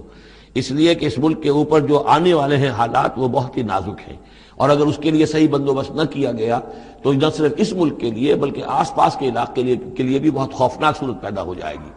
اس لیے کہ اصل میں یہ مصر ہی تھا کہ جو گرینری تھا اس پورے علاقے کے لیے. باقی آپ کو معلوم ہے اس کے بائیں طرف جو ہے مغرب میں بھی صحرا ہے، دائیں طرف بھی صحرا ہے، صحرا سینا ہے، تو یہ تو یہی علاقہ تھا کہ جس سے اناج وغیرہ پیدا ہوتا تھا، تو پورے علاقے کے لیے کفالت جو تھی اس کی زراعت جو ہے وہ یہیں سے ہوتی تھی. تو اس پورے علاقے پر بہت زبردست قحط آیا ہے، بہت زبردست قحط آیا ہے بعد میں. تو انہوں نے فرمایا کہ مجھے ان زمانوں کے، ان سارے زمین کے جو خزانے ہیں اس پر مختار بنا دو.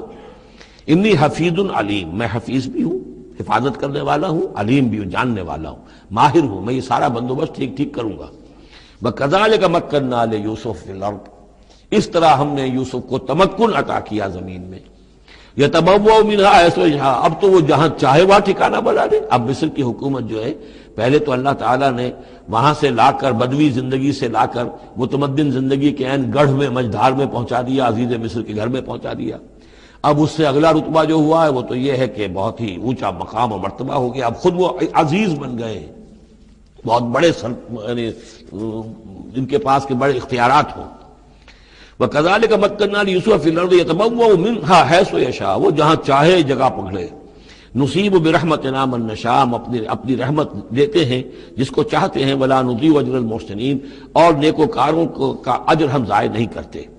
ولاجر الآخرۃ خیر للذین آمنوا، باقی یہ کہ اصل میں جو آخرت کا اجر ہے وہ تو بہت ہی بہتر ہے ان کے حق میں جو ایمان لائیں اور جو تقوی کی روش اختیار کیے رہے ہوں.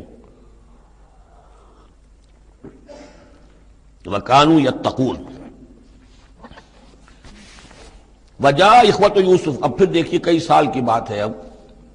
7 سال گزر گئے جس میں کہ اچھی فصل ہوئی. حضرت یوسف نے بندوبست کیا، سٹوریج کیا، بہت بڑا جو ہے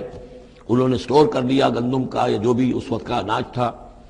اب وہ دوسرے 7 سال شروع ہو چکے ہیں، قحط پڑا ہوا ہے. اب دور دراز سے لوگ آتے ہیں مصر میں غلہ لینے کے لیے. یہاں راشن مقرر کر دیا گیا ہے، ہر خاندان کو ایک اونٹ کے اوپر جتنا سامان آ سکتا ہے، جتنا آ سکتا ہے ایک بورا جو اونٹ کی پیٹھ پر لگ سکتا ہو، 1 سال کے لیے وہ راشن ہے اس کا. تو لوگ آتے تھے باہر سے بھی، جو بھی قیمت دے سکتے تھے، جو کچھ ان کے پاس ہوتا تھا وہ دیتے تھے اور یہاں سے وہ راشن لے کر جاتے تھے. یہ نظام جو ہے وہاں چل پڑا ہے. اب گویا کہ یوں سمجھیے کہ لگ بھگ 10 سال کا فصل ہے ان دونوں رکوعوں کے مضمون کے درمیان. وجاء اخوت یوسف، اب یہ مشرقی کی طرف سے اب یہ یوسف، حضرت یوسف کے جو بھائی ہیں وہ بھی آئے ہیں. اور ان میں سے 10 آئے ہیں، 11واں نہیں آیا۔ 11واں جو چھوٹا تھا، اب حضرت یوسف کا جو حقیقی بھائی تھا اسے حضرت یعقوب اپنے سینے سے لگائے ہوئے ہیں، اور اس کے مارے میں قتل کسی طرح کا بھی وہ رسک لینے کو تیار نہیں ہے، کہیں جانے نہیں دیتے، ہر وقت اسے اپنے پاس رکھا ہوا ہے۔ وجاء اخوۃ یوسف فدخلوا علیہ، آئے بھائی حضرت یوسف کے اور داخل ہوئے ان کے ہاں، پیش ہوئے۔ فعرفہم، اس نے تو پہچان لیا ان کو، وہم لہ منکرون، لیکن وہ اسے نہیں پہچان پائے۔ کیا اندازہ ہو سکتا تھا کہ یوسف ہے، عزیز مصر بنا بیٹھا ہے یہاں، جس کے دربار میں ہماری اب یہاں پیشی ہو رہی ہے۔ ولما جہزہم بجہازہم، پھر جب ان کا سامان ان کے حوالے انہوں نے کر دیا، تیار کر دیا ان کا اسباب، قال ائتونی بأخ لکم، انہوں نے یہ کہہ کر کہ ایک اور بھائی بھی ہمارا ہے، اس کا بھی خاندان ہے، اس کی فیملی ہے، اس کے لیے بھی آپ ہمیں ایک اونٹ جو راشن کا ہے وہ اتنا جو ہے ایک اونٹ کا بورا وہ ہمیں دیجئے۔ ان کا لائے کیوں نہیں ساتھ؟ تم تو 10 آئے ہو، وہ 11واں کہاں ہے؟ اچھا اگر ہے تمہارا 11واں بھائی، ایک علیحدہ فیملی ہے، تو ایک اور اونٹ، ایک اور راشن جو ہے ایک اور فیملی کا میں تمہیں دے دیتا ہوں، لیکن اب جب آؤ تو اس کو ساتھ لے کے آنا۔ قال ائتونی بأخ لکم من ابیکم، اب جب آؤ گے تو اپنے بھائی کو جو تمہارے والد سے تمہارا بھائی ہے، ماں سے نہیں ہے، تمہارا جو باپ سے بھائی ہے، الا ترون انی اوفی الکیل، کیا تم دیکھتے نہیں ہو کہ میں پیمانے پورے بھر کر دیتا ہوں، وانا خیر المنزلین، اور جو باہر سے آنے والے یہ مہمان آ رہے ہیں میں ان کی خاطر مدارات کرتا ہوں، میں بہتر مہمان نوازی کرتا ہوں۔ فَإِن لَمْ تَأْتُونِی، اور اگر نہیں لے کر آؤ گے اس کو، بہی فلا کیل لکم عندی، تو پھر اس کے حصے کا جو راشن ہے وہ میں تمہیں نہیں دوں گا، وہی جو یہاں آئے وہ اپنے حصے کا راشن لے جائے۔ ولا تقربون، اور پھر میرے قریب نہ آنا، اس سے پھر یہ کہ آپ نے اظہار ناراضگی بھی فرمایا۔ قالوا سنراود عنہ اباہ، انہوں نے کہا کہ کوشش تو ہم کریں گے ابا جان کو کسی طریقے سے پھسلانے کی، وَإِنَّا لَفَاعِلُونَ، کچھ کر ہی گزریں گے انشاءاللہ، لے آئیں گے۔ وَقَالَ لِفِتْيَانِهِ، اور حضرت یوسف نے اپنے جو نوجوان کام کرنے والے تھے، چھوکرے جن کو کہا گیا، ان سے کہہ دیا، اجعلوا بضاعتهم فی رحالہم، یہ جو پونجی لے کر آئے تھے،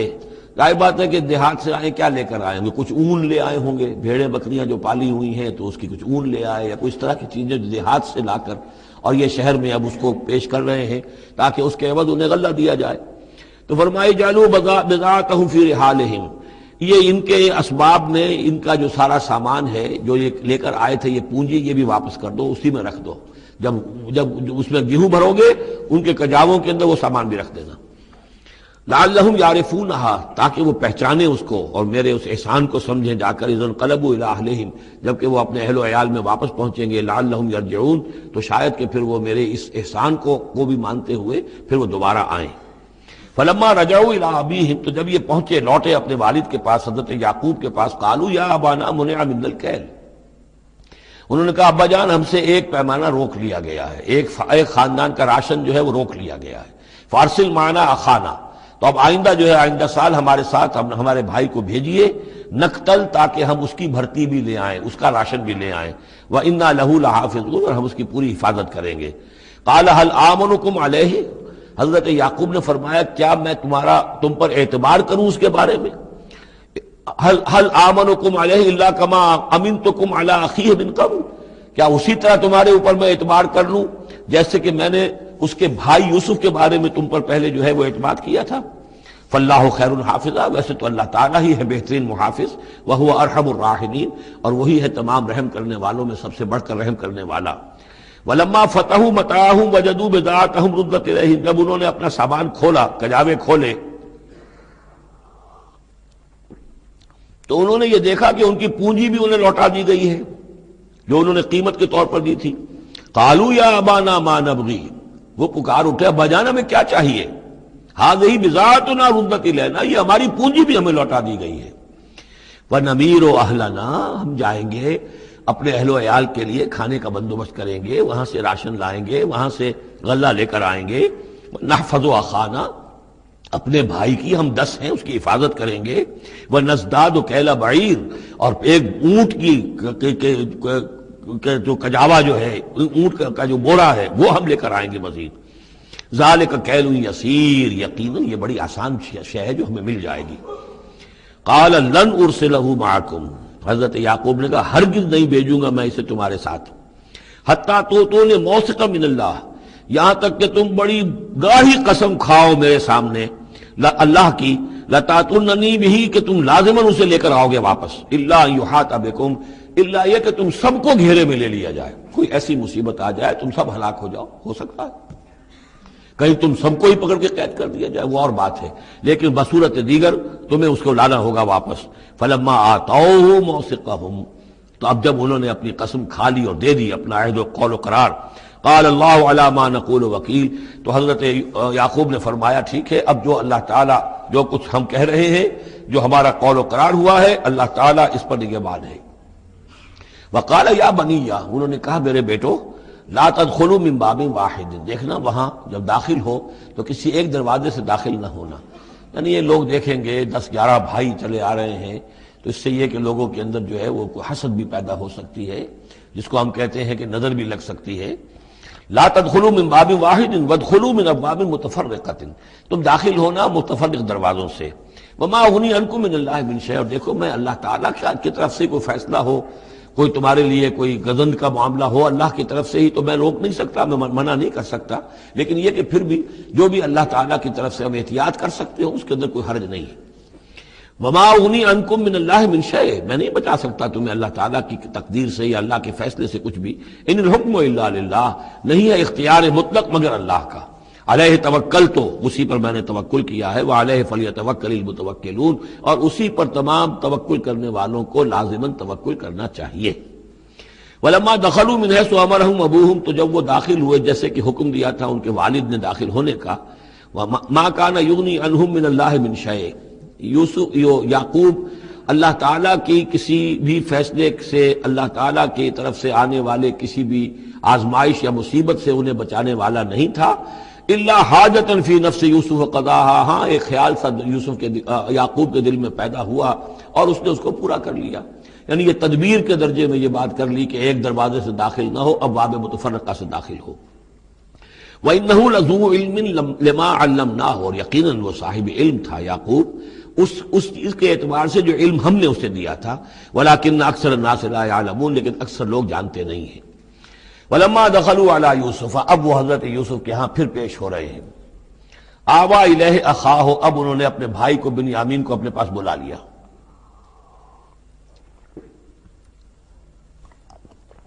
قال انی انا اخوک، اور خفیہ طور پر اس کو بتا بھی دیا، اپنی آئیڈینٹی ریویل کر دی،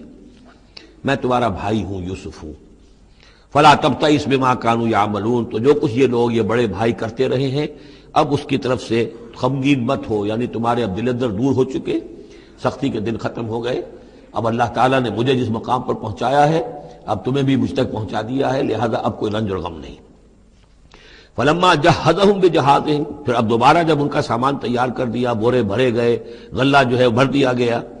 جعل السقایۃ فی رحل اخیہ، تو حضرت یوسف علیہ السلام نے ایک پیالہ جو تھا، وہ یوں سمجھیے جام تھا سونے کا بنا ہوا جس میں کہ بادشاہ شراب پیتا تھا، جعل السقایۃ فی رحل اخیہ، تو پینے کا وہ پیالہ جو ہے وہ اپنے بھائی بنیامین کے بورے میں رکھ دیا۔ ثم اذن مؤذن، پھر ایک پکارنے والے نے پکار لگائی، ایتھا العیر، اے قافلے والو، انکم لسارقون، اب وہ چل پڑے ہیں، قافلہ چل پڑا، پیچھے سے آواز دے رہا ہے تم لوگ تو چور ہو۔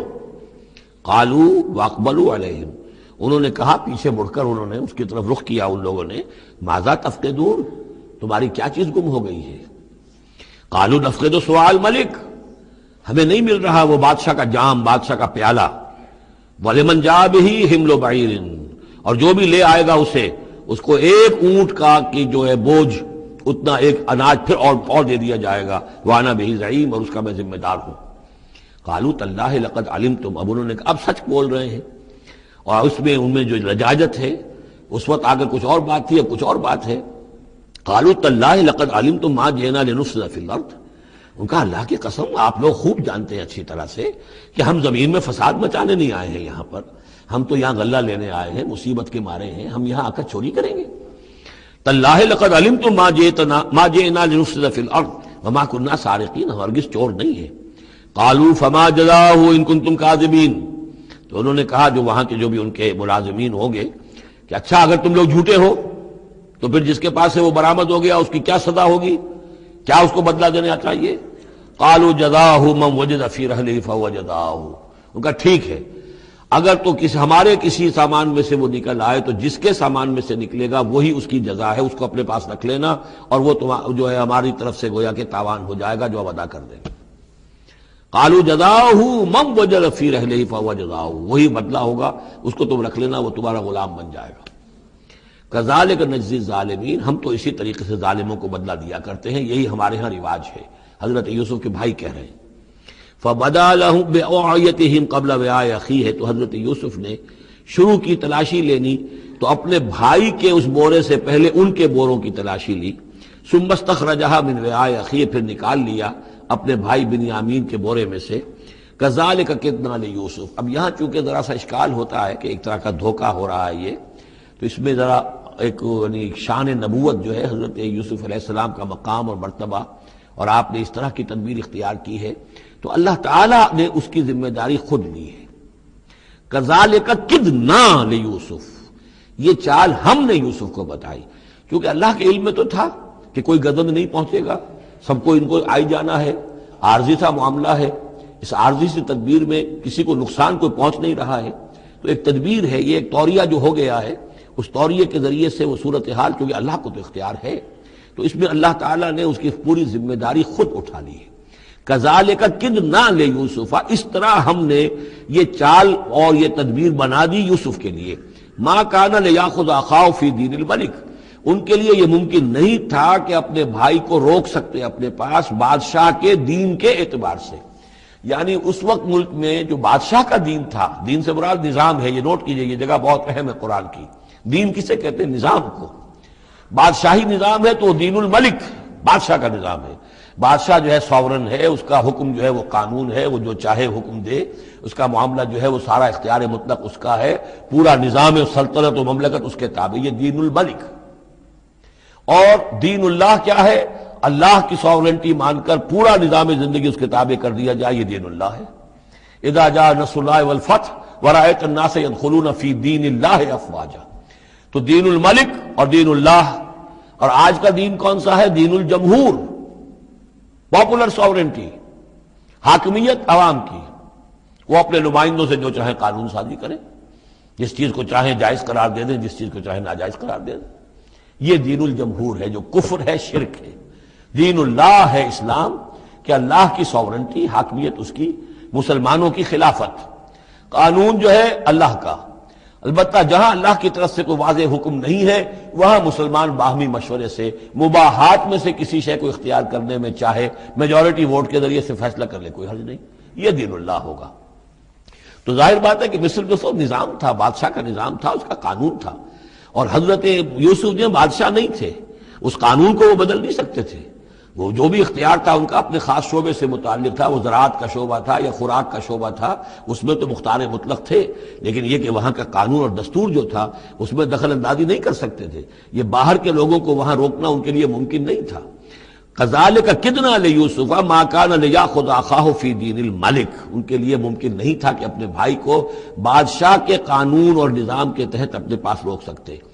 الا یشاء اللہ، سوائے اس کے جو اللہ چاہے۔ اللہ نے یہ تدبیر اختیار کی، اور اس طریقے سے بنیامین خود ان کے بھائیوں کے منہ سے یہ لفظ نکل گیا، اور ظاہر بات ہے یہ بھی اللہ تعالیٰ کے انگلیوں کے مابین ہے تمام انسانوں کے دل، جسے چاہتا ہے پھیر دیتا ہے کہ ٹھیک ہے، جس کے کجاوے میں سے اور جس کے بورے میں سے نکل آئے وہ پیالہ، بس اسی کو رکھ لینا تم۔ لہذا ان کے کہنے کے مطابق اب بنیامین حضرت یوسف کے پاس رہ گئے۔ نرفع درجات من نشاء، ہم درجے بلند کرتے ہیں جن کے چاہتے ہیں، وفوق کل ذی علم علیم، اور ہر صاحب علم کے اوپر کوئی اور صاحب علم بھی ہے، یعنی علماء کے بھی درجات ہیں اور ایک سے ایک بڑھ کر علم رکھنے والے ہیں، اور پھر سب سے بڑا عالم وہ اللہ خود ہے۔ قالوا ان یسرق فقد سرق اخ له من قبل، اب ان کی دیکھیے وہ ابھی تک ان کی طبیعت کے اندر وہ ہلکا پن جو ہے، زیادہ سخت لفظ میری زبان پر آ رہا تھا، ہلکا پن باقی ہے۔ انہوں نے کہا اچھا اس نے چوری کی ہے تو اس کا ایک بھائی اور بھی تھا، یعنی یوسف، اس نے بھی چوری کی تھی۔ یہ ایسے ہی ہیں، یہ دونوں بھائی جو ہیں یہ اسی قسم کے ہیں۔ ان یسرق فقد سرق اخ له من قبل، اس کا ایک بھائی اور بھی تھا، اس نے بھی چوری کی تھی۔ فاسرها یوسف فی نفسہ، تو اسے چھپائے رکھا یوسف نے اپنے جی میں، فوراً اس کے اوپر ریٹارٹ نہیں کیا۔ ولم یبدھا لهم، اور اس کو ظاہر نہیں کیا ان پر، اپنے دل میں انہوں نے کہا قال انتم شر مکانا، تم ہو بدترین لوگ، یہ تم جو ہے اس پر ہی چوری کا الزام تو خیر لگی گیا، وہ تو اللہ کی تدبیر سے میں نے خود لگوایا ہے، لیکن مجھ پر بھی لگا رہے ہو کہ اس کے بھائی نے بھی چوری کی تھی۔ تم لوگ بدتر ہو درجے میں، واللہ عالم بما تصفون، اور جو کچھ تم بیان کر رہے ہو اللہ اس کی حقیقت سے خوب واقف ہے۔ قالوا یا ایھا العزیز، اب وہ گڑ گڑانے پر آ گئے، کیا کریں اب؟ ابا جان سے حضرت یعقوب علیہ السلام سے تو پختہ وعدہ کر کے آئے تھے، قسمیں کھا کے آئے تھے۔ قالوا یا ایھا العزیز ان له ابا شیخا کبیرا، اے مختار مطلق، اے ان معاملات کے اندر اختیار رکھنے والے، اے عزیز، ان له ابا شیخا کبیرا، اس کا بنیامین کا باپ جو ہے بہت بوڑھا ہے، ضعیف ہے۔ فخذ احدنا مکانہ، ہم میں سے کسی کو اس کی جگہ پر روک لے، بدل دے، اس کو جانے دے اور ہم میں سے کسی کو رکھ لے۔ انا نراک من المحسنین، ہم دیکھتے ہیں کہ تم تو بڑے ہی نیک انسان ہو۔ قال معاذ اللہ، حضرت یوسف نے فرمایا اللہ کی پناہ، ان ناخذ الا من وجدنا متاعنا عنده، اس کی اللہ سے پناہ اس کی کہ ہم پکڑیں اس کو کہ سوائے اس کے کسی اور کو جس کے پاس کہ اس کا ہمارا بال برآمد ہوا ہے۔ انا اذا لظالمون، اس صورت میں تو ہم ظالم ہوں گے۔ فلما استيئسوا منه، جب وہ ساری اپنی جو بھی ہو سکتی تھی منت سماجت کر کے جب مایوس ہو گئے کہ حضرت یوسف بات ماننے والے نہیں ہیں، خلصوا نجیہ، اب وہ ایک طرف ہو گئے، علیحدگی میں جا کر آپس میں مشورہ کیا اب کیا کریں۔ قال کبیرہم، کہا ان کے بڑے نے، یہ وہی یہودا جس نے اس وقت بھی کہا تھا حضرت یوسف کے بارے میں کہ قتل مت کرو، لا تقتلوا یوسف وَاطْرَحُوهُ فِي أَرْضٍ يَخْلُ لَكُمْ وَجْهُ أَبِيكُمْ، کسی زمین میں کہیں پھینک دو ان کو، لیکن یہ کہ وہی شخص اب کہہ رہا ہے۔ قال كبيرهم ألم تعلموا أن أباكم قد أخذ عليكم موثقا، جانتے ہو نا کہ تمہارے والد نے حضرت یعقوب علیہ السلام نے تم سے پختہ قسم لی ہوئی ہے، عہد لیا ہوا ہے، من اللہ، اور اللہ کے نام پر وہ عہد ہوا۔ وَمِن قَبْلُ مَا فَرَّطْتُمْ فِي يُوسُف، اور یاد کرو اس سے پہلے تم نے کتنی زیادتی کی تھی، کتنا تم نے بڑا جرم کیا تھا یوسف کے معاملے میں۔ فلن ابرح الارض، تو میں تو اب اس زمین سے نہیں کھسکوں گا، یہاں سے ہلوں گا نہیں، میں یہیں رہوں گا حتی یاذن لی ابی، یہاں تک کہ والد خود مجھے اجازت دے۔ اگر وہ ہماری جو بھی تم ایکسپلینیشن جا کر دو وہ مطمئن ہو جائیں اور پھر وہ اجازت دیں گے تو میں یہاں سے ٹلوں گا، ورنہ میں یہیں رہوں گا۔ فلن ابرح الارض، میں اس جگہ سے ہرگز نہیں ہلوں گا، حتی یاذن لی ابی، یہاں تک کہ میرے والد جو ہے مجھے اجازت دیں، اور یحکم اللہ لی، یا پھر اللہ کوئی فیصلہ میرے بارے میں کر دے۔ وَهُوَ خَيْرُ الْحَاكِمِينَ، اور یقیناً وہ بہترین فیصلہ کرنے والا ہے۔ ارجعوا إِلَىٰ أَبِيكُمْ، لوٹ جاؤ اپنے والد کے پاس، ابا جان کے پاس۔ فَقُولُوا، اور جا کر کہو، یا ابانا، ابا جان، ان ابنک سرق، آپ کے بیٹے نے بنیامین نے چوری کی۔ وَمَا شَهِدْنَا إِلَّا بِمَا عَلِمْنَا، اور ہم کچھ گواہی نہیں دے سکتے، ہم تو وہی کچھ کہہ رہے ہیں جو ہمارے علم میں آیا ہے، ہم کچھ نہیں کہہ سکتے۔ وما كنا للغیب حافظین، اور ہم غیب کے ہم حافظ نہیں ہیں، ہمارے پاس اس کا کوئی ذریعہ نہیں ہے کہ اصل حقیقت سمجھ سکیں۔ جو بات سامنے آئی ہے وہ یہ ہے کہ بنیامین نے چوری کی ہے۔ ان ابنک سرق، یا ابانا ان ابنک سرق وما شہدنا الا بما علمنا ما كنا للغیب حافظین واسأل القرية التي كنا فيها، آپ خود جا کر پوچھ لیجئے اس بستی والوں سے جس میں ہم تھے، وہاں جا کے تفتیش کر لیجئے۔ والعیر التي اقبلنا فيها، یا اس قافلے والوں سے پوچھ لیجئے جن کے ساتھ ہم گئے تھے۔ ظاہر بات ہے کہ یہ سب بڑے بڑے قافلوں کی شکل میں چلتے تھے اور لوگ بھی وہاں جاتے تھے یہ راشن لینے کے لیے، تو وہ جو قافلہ جس کے ساتھ ہم گئے تھے ان سے پوچھ لیجئے، وہ ساری بات آپ کو بتا دیں گے کہ وہاں کیا ماجرا ہوا ہے۔ وَإِنَّا لَصَادِقُونَ، اور ہم یقیناً جو کچھ عرض کر رہے ہیں صحیح کہہ رہے ہیں۔ قال بل سولت لكم انفسكم امرا، وہی جملہ حضرت یعقوب نے دوبارہ کہا، نہیں بلکہ تمہارے جیوں نے کوئی ایک کام تمہارے لیے آسان کر دیا۔ فصبر جمیل، میرے لیے تو وہی معاملہ صبر کا بھی ہے، صبر ہی بہتر ہے۔ عسى الله ان ياتيني بهم جميعا، ہو سکتا ہے، مجھے امید ہے اللہ ان سب کو لے آئے گا میرے پاس۔ یعنی یہ کہ اجمالی طور پر اللہ تعالیٰ نے یہ علم دے رکھا تھا حضرت یعقوب کو کہ حضرت یوسف نہ فوت ہوئے ہیں نہ ہلاک ہوئے ہیں، کہاں ہے یہ پتہ نہیں تھا، یہ توقع بھی تھی کہ وہ مل جائیں گے آپ سے، لیکن اسی وجہ سے وہ ہجر اور فراق جو تھا، شدید محبت جو تھی حضرت یعقوب کو حضرت یوسف سے، اس کی وجہ سے وہ بہت نڈھال، بہت مزمحل، رو رو کر ان کی آنکھیں سفید ہو چکی تھیں اور بینائی زائل ہو چکی تھی، لیکن انہیں یہ امید تھی کہ ایک دن آئے گا کہ یوسف آ جائے گا، مجھ سے ملے گا۔ یہ بات بڑی سمجھ لینے کی ہے، کسی کا بچہ فوت ہو جائے، اپنے ہاتھ سے جا کے قبر میں اتار آئے تو کچھ دنوں کے بعد اسے ٹھنڈ ہو جاتی ہے، لیکن کسی کا بچہ گم ہو جائے، وہ جو بیتتی ہے پھر والدین کے اوپر، نہ یہ معلوم ہے کہ فوت ہو گیا، نہ معلوم کہاں ہے، کس حال میں ہے۔ اب جس طریقے سے اغوا کر کے لے جاتے ہیں، خرکار لے جاتے ہیں بچوں کے، جب حشر کرتے ہیں، تو یہ گویا کہ سوہان روح، فوت ہو گیا، دفن کیا، گویا کہ جو بھی صدمہ ہوا لے کچھ دنوں کے بعد چین آ جاتی ہے، لیکن یہ معلوم ہو کہ فوت نہیں ہوا۔ اور یہ علم تھا حضرت یعقوب کو کہ حضرت یوسف زندہ ہیں، باقی کہاں ہے کس حال میں یہ نہیں، اور اس کی بنا پر وہ غمگین تھے۔ لیکن اب یہ ہوا کہ ایک یک نہ شد دو شد بلکہ سہ شد، پہلے یہاں تو 3 کا معاملہ ہو گیا۔ حضرت یوسف گئے تھے، پھر بنیامین وہاں رک گئے اپنے اس معاملے کی وجہ سے، اور سب سے بڑا بیٹا بھی وہیں ٹک گیا کہ میں تو یہاں سے نہیں ہلوں گا جب تک کہ ابا جان معافی نہ دیں اور وہ اجازت نہ دیں۔ عسى الله ان ياتيني بهم جميعا، امید ہے کہ اللہ تعالیٰ ان سب کو میرے پاس لے آئے گا۔ انہ هو العلیم الحکیم، یقیناً وہ سب کچھ جاننے والا اور حکمت والا ہے۔ وتولى عنهم، اور یہ گفتگو کرنے کے ساتھ ہی حضرت یعقوب نے اپنا رخ موڑا۔ وقال یا اسفا علی یوسف، اور پھر انہوں نے دہائی دے کر ہائے افسوس یوسف، اور رونا شروع کر دیا۔ وابیضت عیناہ من الحزن، اور ان کی آنکھیں جو ہیں اس صدمے کی وجہ سے سفید ہو گئی تھیں۔ کیٹریکٹ ہوا ہوگا یا اور کچھ آ گیا ہو، سفیدی آ گئی ہو، کارنیا پر آئی ہو، اللہ عالم۔ اب یہ ہے کہ جو بھی اسپیشلسٹ ہیں آئیز کے، انہیں سوچنا چاہیے کہ صدمے کا اثر جو ہے آنکھوں پر اگر ہو تو کس نوعیت سے آیا، اس کا جو لینز متاثر ہوتا ہے یا کارنیا متاثر ہوتا ہے۔ وَابْيَضَّتْ عَيْنَاهُ مِنَ الْحُزْنِ فَهُوَ كَظِيمٌ، وہ جو اندر ہی اندر اپنے رنج کو گھونٹ رہے تھے، پی رہے تھے اندر ہی اندر، اس کا یہ اثر ہوا کہ ان کی آنکھیں جو ہیں وہ سفید ہو گئی تھی۔ قالوا تاللہ تفتأ تذکر یوسف، انہوں نے کہا ابا جان خدا کی قسم آپ تو یاد ہی کرتے رہیں گے یوسف کو، آپ اس کا خیال دل سے نکلنے نہیں دیں گے، حتی یتکون حربا، یہاں تک کہ آپ یا تو گل جائیں گے اسی صدمے میں، اور تکون من الحالکین، یا فوت ہو جائیں گے۔ قال انما اشکو بثی وحزنی الی اللہ، حضرت یعقوب نے فرمایا میں اپنا اضطراب اور اپنا غم اور اپنا رنج اپنے رب کے سامنے ظاہر کر رہا ہوں، میں نے تم سے تو کچھ نہیں کہا،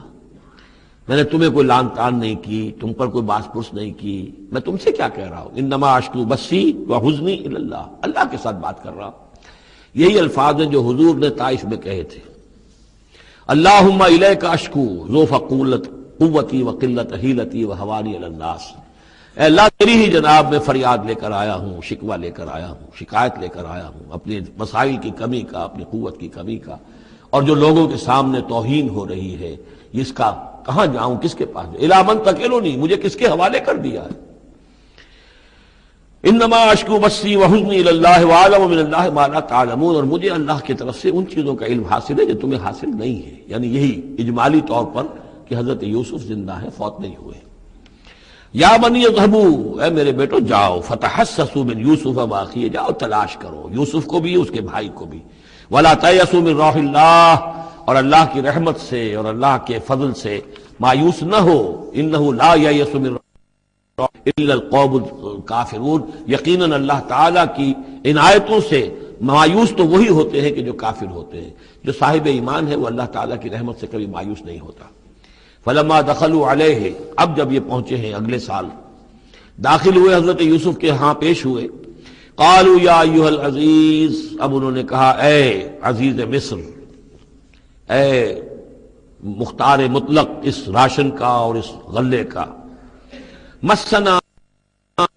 ہم پر اور ہمارے اہل و عیال پر بڑی سختی آ گئی ہے، یعنی اب قحط کی شدت، ظاہر بات ہے قحط کی شدت ہے تو جانور بھی مر گئے، اب نہ اون ہے نہ کچھ اور ہے، ورنہ پہلے یہ کچھ اون لے آتے تھے، کچھ اور سامان لے آتے تھے، جا کر کچھ تو بدل دیں، کچھ تو قیمت دیں، وہاں سے غلہ لینا ہے، تو اب تو ہمارے پاس کچھ بھی نہیں ہے، ہم تو خالی ہاتھ حاضر ہو گئے۔ یا ایھا العزیز مسنا واہلنا الضر وجئنا ببضاعۃ مزجاۃ، اب جو ہم لے کر آئے پونجی بہت ہی ناقص ہے، بہت کم ہے، وہ اس غلے کی قیمت نہیں بن سکتی، فاوفی لنا الکیل، لیکن اس کے باوجود ہمارے لیے پیمانے پورے بھرتی کر کے دیجئے، پوری طریقے سے ہمیں راشن دیجئے، وتصدق علینا، اب تو خیرات کیجئے ہم پر، ہم خیرات کے مستحق ہو چکے ہیں، ہم صدقے کے مستحق ہو چکے ہیں۔ ان اللہ یجزی المتصدقین، یقیناً اللہ تعالیٰ صدقہ دینے والوں کو پسند کرتا ہے اور ان کو جزا دے گا۔ اب یہاں جو ہے یہ آخری بات ہو گئی کہ حضرت یوسف علیہ السلام بھی اپنے بھائیوں کو اس خستہ حالی میں دیکھ کر پھر مزید جو ہے ضبط نہیں کر سکے، اور انہوں نے اپنی آئیڈینٹی ڈسکلوز کی۔ قال هل علمتم ما فعلتم بيوسف واخيه، اب حضرت یوسف پوچھتے ہیں تمہیں یاد ہے کچھ تم نے کیا کیا تھا یوسف اور اس کے بھائی کے ساتھ؟ یہ وہی جو اللہ تعالیٰ نے فرمایا تھا کہ جب وہ جمع ہوئے تھے تو ہم نے وہی کر دی تھی، وَأَوْحَيْنَا إِلَيْهِ لَتُنَبِّئَنَّهُم بِأَمْرِهِمْ هَٰذَا وَهُمْ لَا يَشْعُرُونَ، ایک وقت آئے گا اے یوسف کہ تم یہ ساری بات جتلاؤ کو اور انہیں گمان بھی نہیں ہوگا۔ هَلْ عَلِمْتُم مَّا فَعَلْتُم بِيُوسُفَ وَأَخِيهِ قَالَ أَنتَ يُوسُف، اب وہ انہوں نے غور سے دیکھا ہوگا کیا یہ آپ یوسف ہیں؟ قَالَ أَنَا يُوسُفُ وَهَٰذَا أَخِي، حضرت یوسف نے فرمایا ہاں میں یوسف ہوں اور یہ میرا بھائی بنیامین ہے۔ قد من اللہ علینا، اللہ نے ہم پر بڑا احسان فرمایا ہے۔ انہ من یتق ویصبر فإن اللہ لا یضیع اجر المحسنین، یقیناً جو شخص تقوی کی روش اختیار کرتا ہے اور صبر کرتا ہے تو اللہ ایسے نیکوکاروں کے اجر ضائع نہیں کرتا۔ قالوا تاللہ لقد آثرک اللہ علینا وإن كنت، انہوں نے کہا اللہ کی قسم ہے اللہ نے آپ کو ہم پر ترجیح دی ہے، پسند کر لیا ہے، اور یقیناً ہم تھے خطا کار، ہم سے ہی غلطیاں ہوئی ہیں، ہم نے ظلم کیا ہے، ہم نے زیادتیاں کی ہیں۔ قال لا تثریب علیکم اليوم، حضرت اب یوسف علیہ السلام کی وہ جو شخصیت کی بلندی ہے، ترفع ہے، وہ ظاہر ہو رہی ہے، نہیں آج میں تم پر کوئی ملامت نہیں کرنا چاہتا، ہو گیا جو ہونا تھا۔ قال لا تثریب علیکم اليوم یغفر اللہ لکم، اللہ تمہیں معاف کرے، وہو ارحم الراحمین، اور وہ بہترین رحم کرنے والا، تمام رحم کرنے والوں سے بڑھ کر رحم کرنے والا ہے۔ اذهبوا بقمیصی ھذا، یہ میرا کرتا لے جاؤ، فالقوہ علی وجہ ابی، تو میرے والد کے چہرے پر اس کو ڈال دو، یات بصیرا، ان کی بصارت لوٹ آئے گی۔ واتونی باہلکم اجمعین، اور تم اپنے سارے خاندان کو قبیلے کو لے کر آ جاؤ۔ فلما فصلت العیر، اب یہاں سے مصر سے چلا ہے قافلہ جس میں کہ حضرت یوسف کا وہ پیرہن بھی ہے، وہ کرتا بھی ہے۔ قال ابوہم، اب وہاں کنعان کے اندر بیٹھے ہوئے حضرت یعقوب فرما رہے ہیں انی لاجد ریح یوسف، مجھے تو یوسف کی خوشبو آ رہی ہے، آج تک تو آئی نہیں اب آ گئی۔ مطلب یہ کہ یہ اللہ تعالیٰ کی طرف سے ہوتا ہے، یہ کسی کے ذاتی اوصاف نہیں ہے، کسی نبی کا کوئی اپنی قدرت ذاتی نہیں ہوتی، جو بھی علم اللہ دینا چاہے، جس وقت جو چیز جو ہے وہ اللہ تعالیٰ کو دکھا دے۔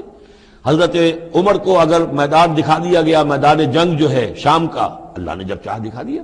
لیکن اس کا یہ مطلب تو نہیں تھا کہ جب چاہتے حضرت عمر دیکھ لیتے، کہ ٹی وی آن کیا اور دیکھ لیا کہ اس وقت کیا ہو رہا ہے وہاں، یہ نہیں ہے، یہ اختیار جو ہوتا تھا ان کا، اللہ تعالیٰ جس کے لیے چاہے، جو کرامت چاہے، جو معجزہ چاہے ظاہر کر دے، لیکن جب نہیں اللہ کی مشیت تو نہیں۔ پاس ہی کتنے دور ہوں گے جب کہ اس کنویں میں پڑے ہوئے تھے، اس وقت انہیں خوشبو نہیں آ رہی تھی، ورنہ خوشبو سونگ سونگ کر جو وہاں پہنچ گئے ہوتے، لیکن یہ کہ یہ اللہ کی طرف سے ہے۔ لاجد انی لاجد ریح یوسف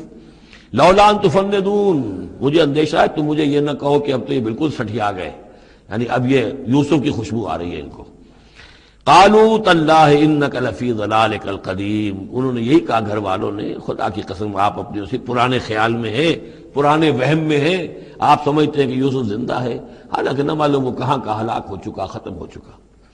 فلما جاء البشیر، تو جب وہ بشارت دینے والا آیا، القاہ علی وجہہ، اور حضرت یوسف کا کرتا اس نے ڈالا حضرت یعقوب کے چہرے پر، فردتنا بصیرا، تو وہ لوٹ آئے دیکھتے ہوئے، یعنی ان کی نگاہ جو ہے وہ عود کر آئی، بصارت لوٹ آئی۔ قال الم اقل لکم انی اعلم من اللہ ما لا تعلمون، انہوں نے فرمایا کیا میں نے تم سے نہیں کہا تھا، مجھے اللہ کی طرف سے ان چیزوں کا علم حاصل ہے جو تم نہیں جانتے۔ قالوا یا ابانا استغفر لنا ذنوبنا انا كنا خاطئین، ان کا ابا جان ہمارے لیے استغفار کیجئے، اللہ تعالیٰ سے ہمارے گناہوں کی معافی کی درخواست کیجئے، یقیناً ہم خطا کار تھے، ہم سے غلطیاں ہوئی ہیں۔ قال سوف استغفر لکم ربی، اب یہاں دیکھیے صوفہ کا لفظ بہت اہم ہے، ذرا ٹھہر کر میں استغفار کروں گا، ابھی غصہ ختم نہیں ہو رہا ہے حضرت یعقوب علیہ السلام کا، یعنی یہ کہ ابھی وہاں پیشی ہو جائے گی، اس کے بعد سارا معاملات کی صفائی ہوگی، ابھی فوری طور پر استغفار نہیں کر رہے ہیں۔ سوف استغفر لکم ربی، ٹھیک ہے کچھ وقت کے بعد میں تمہارے لیے استغفار کروں گا، انہ هو الغفور الرحیم، یقیناً وہ غفور ہے اور رحیم ہے۔ فلما دخلوا علی یوسف، اب جب یہ سب کے سب آ گئے وہاں سے، پورا قافلہ آ گیا، تمام بنی اسرائیل، اب 12 گھرانے تھے یہ، ان کی اولادیں تھیں، ان کے بچے تھے، بیویاں تھیں، وہ سب آ گئے۔ لما دخلوا علی یوسف آوی الیہ ابویہ، تو اب انہوں نے اپنا جو بھی تخت، جو بھی جگہ اونچی ہوگی بیٹھنے کی، اپنے والدین کو، اپنی والدہ کو بھی اور حضرت یعقوب کو بھی وہاں بلا لیا۔ وقال ادخلوا مصر ان شاء اللہ آمنین، اور کہا کہ اب آپ لوگ مصر میں داخل ہوں، اللہ چاہے تو پورے امن کے ساتھ، یہاں آپ کے لیے امن ہے، سکون ہے، راحت ہے۔ ورفع ابویہ علی العرش، اور اپنے والدین کو انہوں نے اپنے تخت کے اوپر اٹھا لیا، اوپر بٹھا لیا، وخروا لہ سجدا، اور وہ سب کے سب ان کے سامنے سجدے میں گر گئے۔ یہ سجدہ تعظیمی کہلاتا ہے، جو کہ پہلی شریعتوں میں جائز تھا۔ شریعت محمدی علیہ صاحب الصلاۃ والسلام میں جہاں دین کی تکمیل ہو گئی ہے، تو واقعہ یہ ہے کہ پھر توحید کا معاملہ بھی جو ہے وہ آخری درجے میں تکمیل کو پہنچا دیا گیا۔ یہ سجدہ تعظیمی اب حرام مطلق ہے، لیکن اس سے پہلے یہ جائز تھا۔ ہمارے ہاں بعض لوگ جو ہے وہ قبروں کو یا اور ہم اپنے پیروں کو، بزرگوں کو کہتے ہیں سجدہ کرتے ہیں یا جھکتے ہیں، تو دلیل پکڑتے ہیں ان چیزوں سے کہ یہ سجدہ دیکھو حضرت ابراہیم سے ثابت ہے، فلاں سے ثابت ہے، اور یہ جو حضرت یوسف کو سجدہ کیا گیا ہے۔ لیکن یہ سجدہ سمجھ لیجئے سجدہ تعظیمی جائز تھا، اس میں کوئی شک نہیں، لیکن اب یہ حرام مطلق ہے۔ وقال یا ابت ھذا تاویل رؤیایا من قبل، اب کہا حضرت یوسف نے، ابا جان دیکھیے یہ ہے تعویل میرے اس خواب کی جو میں نے بچپن میں دیکھا تھا، 11 ستارے اور سورج اور چاند میرے سامنے سجدے میں ہیں۔ تو گویا کہ 11 بھائی اب سجدے میں ہیں اور والدین سورج اور چاند کے حکم میں ہیں۔ قد جعلها ربی حقا، میرے رب نے اس خواب کو سچا کر دکھایا۔ وقد احسن بی اذ اخرجنی من السجن، اور اس نے کتنا ہی میرے ساتھ اچھا سلوک کیا، انعام فرمایا مجھ پر جبکہ مجھے قید خانے سے نکلوایا۔ والبدو، اور آپ سب لوگوں کو لے آیا ہے یہاں بادیہ نشینی کی سخت زندگی سے نکال کر یہاں حضارت اور تمدن اور وقت کی عظیم ترین جو متمدن ملک ہے اس کے اندر آپ کو پہنچا دیا۔ من بعد ان نزغ الشیطان بینی و بین اخوتی، اس کے بعد کہ شیطان نے میرے اور میرے بھائیوں کے درمیان دشمنی ڈال دی تھی۔ ان ربی لطیف لما یشاء، یقیناً میرا رب تدبیر کرتا ہے بہت خفیہ طور پر جس چیز کو چاہتا ہے، لوگوں کو سمجھ میں نہیں آتا، لیکن اللہ تعالیٰ کی تدبیر جو ہے وہ بالآخر کامیاب ہوتی ہے۔ انہ هو العلیم الحکیم، یقیناً وہی ہے ہر شے کا علم رکھنے والا۔ رب قد آتیتنی من الملک، اب دعا کر رہے ہیں اللہ تعالیٰ کی طرف رجوع کر کے، پروردگار تو نے مجھے حکومت بھی عطا کی، وعلمتنی من تعویل الاحادیث، اور مجھے چیزوں کی تہ تک پہنچنا، باتوں کی تہ تک پہنچنا یا کا جاننا، یہ علم سکھایا۔ فاطر السماوات والارض، اے وہ ہستی جس نے آسمان اور زمین کو پیدا کیا ہے، انت ولی فی الدنیا والآخرہ، تو ہی میرا پشتپناہ ہے، مددگار ہے، کارساز ہے، دنیا میں بھی آخرت میں بھی۔ توفنی مسلمن، مجھے وفات دیجو اسی حالت اسلام میں، فرما برداری ہی کی حالت میں، والحقنی بالصالحین، اور مجھے شامل کر دیجو اپنے صالح بندوں میں۔ ذالک من انباء الغیب نوحیہ الیک، یہ ہیں غیب کی خبروں میں سے جو ہم وحی کر رہے ہیں اے نبی، اے محمد آپ کی جانب۔ وما کنت لدیہم اذ اجمعوا امرہم وما ہم یمکرون، اور آپ تو ان کے پاس موجود نہیں تھے جب انہوں نے فیصلہ کیا تھا، اتفاق رائے کیا تھا حضرت یوسف کے بارے میں، اور جب کہ وہ چال چل رہے تھے، پلاننگ کر رہے تھے۔ وما اکثر الناس ولو حرصت بمؤمنین، اور یہ بھی سن لیجئے آپ کتنا ہی چاہیں لیکن اکثر لوگ ایمان لانے والے نہیں ہیں۔ آپ سے سوال کیا گیا، اس کا جواب انہیں دے دیا گیا، اتنا عمدہ، اتنا خوبصورت، ہر چیز جو ہے کھول کھول کر بتا دی گئی، لیکن یہ لوگ ایمان لانے والے نہیں ہیں۔